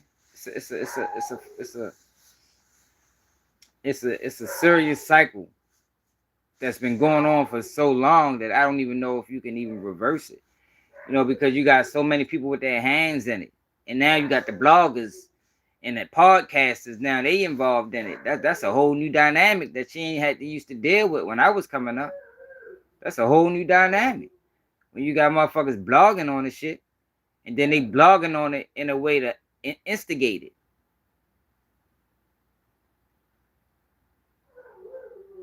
I mean, they blogging on, why do all white people, listen, y'all.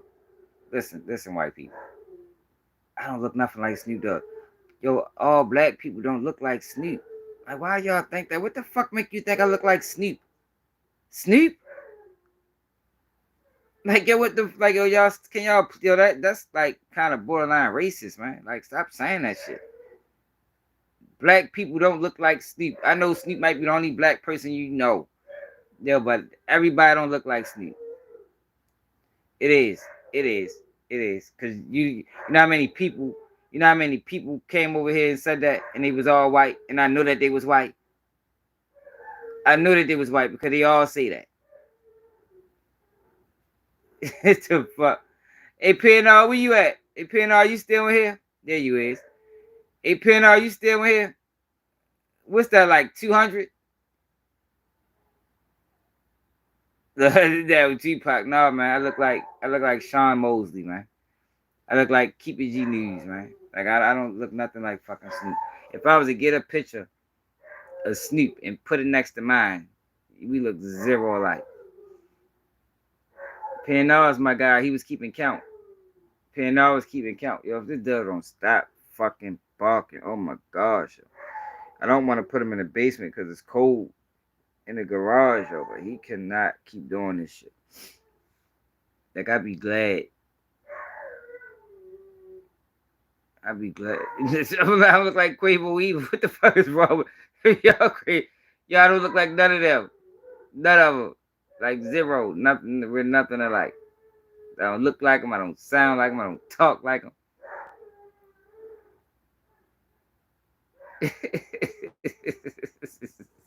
Yeah, funny as shit.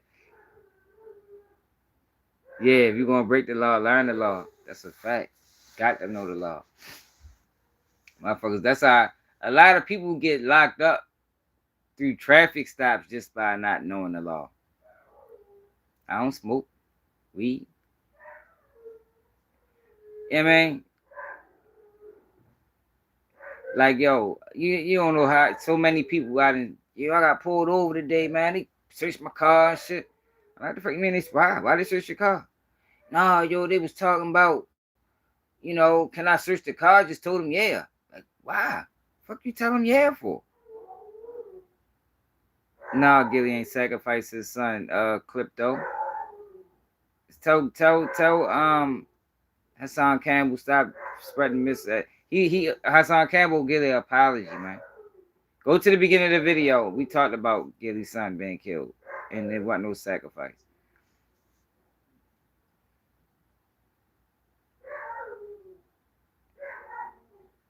Yeah, I don't even know if that was really Snoop, yo. That voice sounded a little crazy, bro.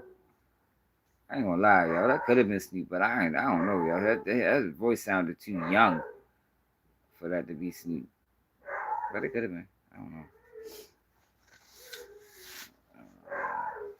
Yo, this dog is killing me, man. I'll be glad when she get off her period so he can stop this shit, yo. Yo, my dog has been barking for 4 days. 4 days, man. I'm talking about straight 4 days, like non-stop. Like yo, this shit is fucking crazy. Like, I ain't never seen no shit like this before.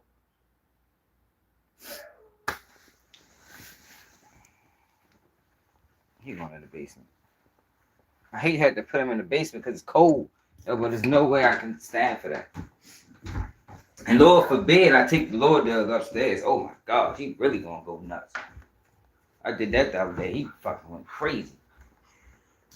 Yo, you going out of the basement. You going in the basement. Hold on, y'all. Go in the basement. Shut up. Wait. Ah. Yeah.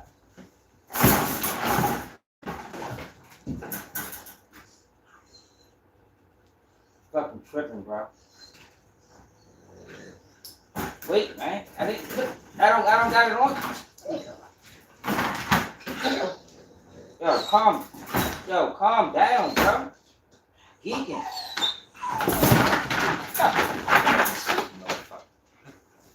Yo, you keep fucking worrying about.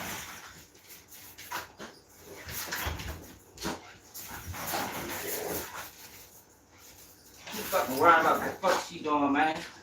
Come on, go down the basement. Come on. Come on. Go down the basement. Let's go. Let's go. Come on.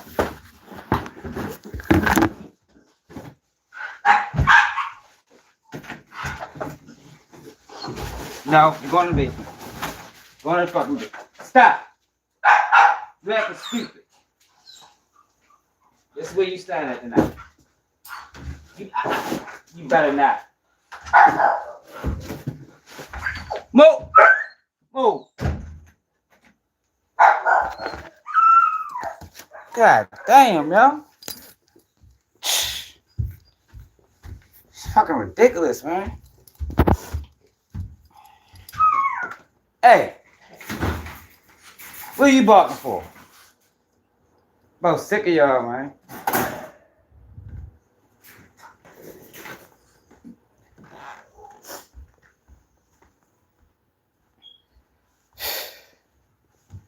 So I got fucking put together. Goddamn dude got me out of breath. Had to fight his ass. But yeah, though, make sure you hit that like button, subscribe to the channel.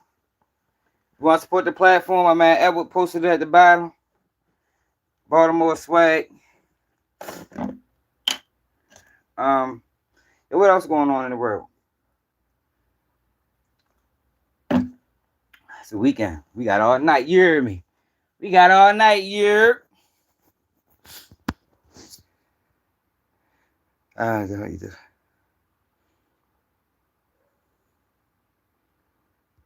You for real? Hey, Lord, see, that's the problem. I don't, like, I'll be putting them in the basement, but I don't want them to start fucking up my door down there. But it's no way he can stay where he at. Like, he calls and he just won't stop barking, man. He won't stop barking.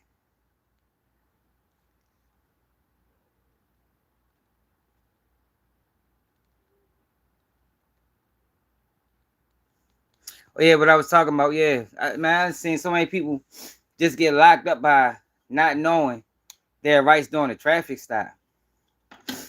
Like, if you got rights, yo, they can't just pull you over and just search your car just because they want to. Just because they asked. Like, well, what the fuck? No. It's a routine traffic stop. My license is good. My registration is good. I got my seatbelt on. Everything is good. No, you're not searching my car. You're not. No, you're not. I don't smoke weed. You know that was the thing for the longest time. I done had police tell me that, and I don't even smoke. Don't nobody smoke in my car. Well, you know, I smell marijuana. No, the fuck you don't.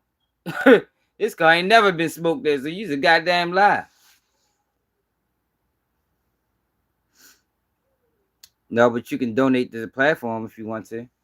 Since you're trying to spend some money, you know, you can support the movement.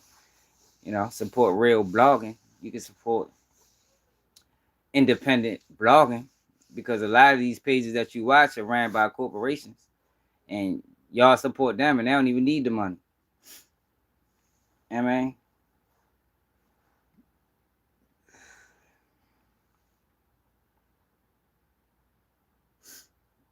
yeah, y'all, and they can't search your car during a routine traffic stop, like. But that's what they'll try to do to you, and people just be so scared and be like, they know they dirty as a motherfucker. Like, yeah, you can search it. Well, they're threatening to call the Dugs. Call them. Get them over here ASAP. But you ain't searching this motherfucker. Bring a captain with them. And you can ask for a captain.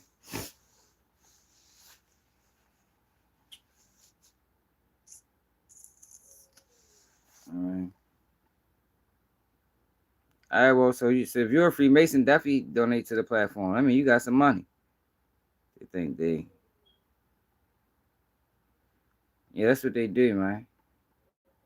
And I think, man, just about knowing the laws, man. Knowing what you can get away with, knowing what you can't get away with. A lot of times, yo, we don't know the laws, but we breaking all of them. Like, you can't break the law and not know the law. Like, you can't do that. People go to court and get blindsided.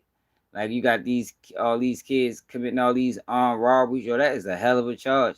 You know, when you get caught for an armed robbery, they're going to charge you with every armed robbery in that neighborhood. That's what they do, man, to clear the books. Like, that's a dangerous charge. An armed robbery charge is a dangerous charge to catch. Because you catch one, they're going to hit you with every one. Anyone that you remotely fit the description of, you might have did 3 of them bitches. They're going to charge you with 15. And they're going to try you on 15. Like, that's how they do. That's how they do. Young boy friend, scared to talk. Asked him, can they eat when he at his house for 2 days? I told you, y'all. That's what I'm saying. Young boy peoples. That's why when you hear how young boy treat his peoples, that's why it's not hard to believe for me that he could possibly, you know, been lining them up and nobody's gonna say anything. You know, because they all want access to the bag. You know, if they say anything, the bag stops. Fuck around, get them knocked off. Young boy treat this. I don't know, y'all. It's like all these rich people treat their friends bad, man. Like, that shit is crazy. That's why they keep them broke, you know. Because if they had their own money, he wouldn't be able to do that to them. So that's why a lot of these people keep their entourage broke. They don't want them to have no money. Yeah, burglary too. Yeah, burglary definitely another one. They're going to hit you with everyone in that neighborhood. But most people don't even know that. I got a little homeboy locked up right now on like 50 burglaries. He ain't did half them motherfuckers.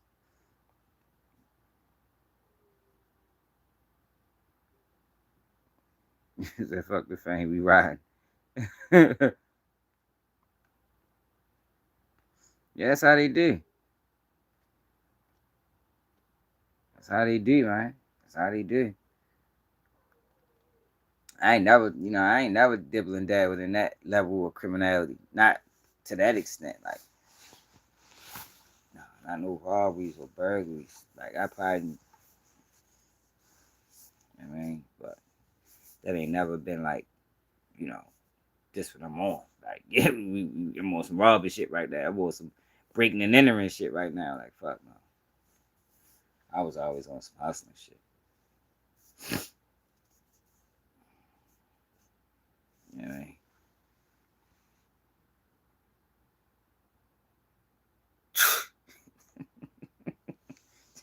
It's crazy. Yo, why they won't leave Dirk alone, man? Like, yo, god damn, like they just gonna keep with this Dirk content. That's I can't do that, yo. Like that's why me and them guys are always gonna be at odds. Because it's like, yo, you niggas, y'all ain't got no integrity. Yeah, you got some candy. Like y'all don't have no integrity. Like, how can you just do that?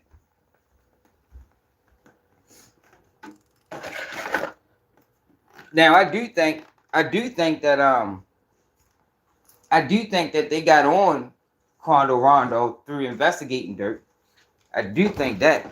But based off of how Quando Rondo been carrying it, I don't think Quando Rondo tell it. It ain't nothing he can say.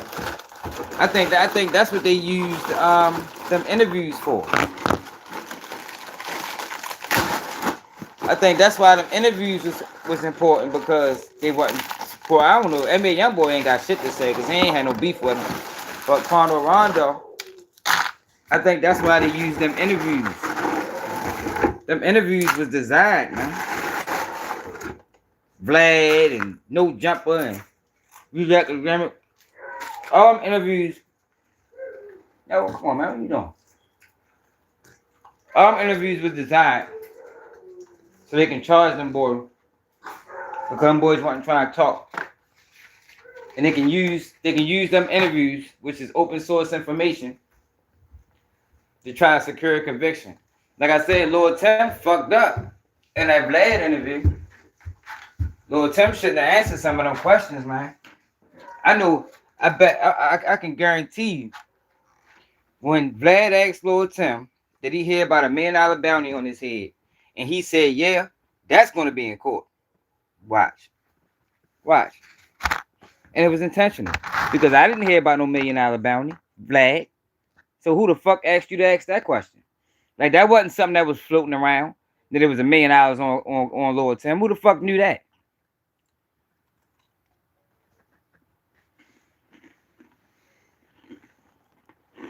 They think they slick, though.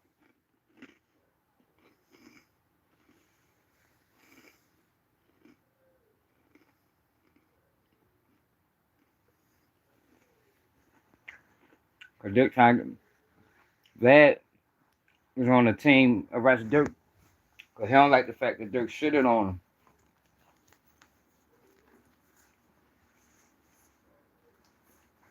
Keep telling y'all, they using bloggers, man. They using bloggers to fucking set these guys up. Hold on.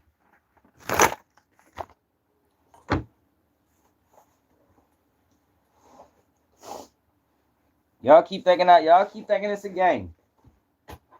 Y'all keep thinking they just asking these questions. They just asking these questions just to ask. And they not being fed questions. Y'all keep thinking that shit.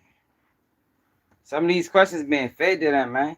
Like I said, who did a video saying that it was $1 million on Quando Rondo or $1 million on Lord Tim?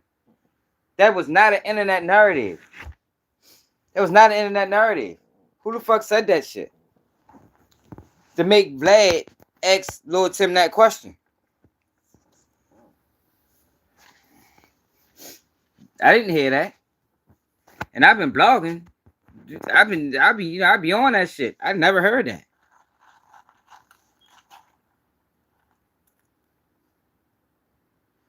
Yeah, I heard about that. Need some candy or something. Man, bitch, eat me. Dry cinnamon toast crunch. I'm ready to go to bed though, y'all. Like I say, make sure I hit that like button. If you can donate to the platform, Cash App at the bottom of the screen, my man. Edward posted. Baltimore swag. Support the movement. Share the live. I just dropped a video about a McDonald's security guard from my city being murdered in front of his son. Sad situation. I think it's a video that people need to watch because people need to watch it, yo, because we got some issues in our community, yo, that if we don't fix that shit, kids are dying, man. And they dying younger, and they going to prison younger, and ultimately we losing. Make sure y'all subscribe to the channel. It's another day keeping you news, and I'm out.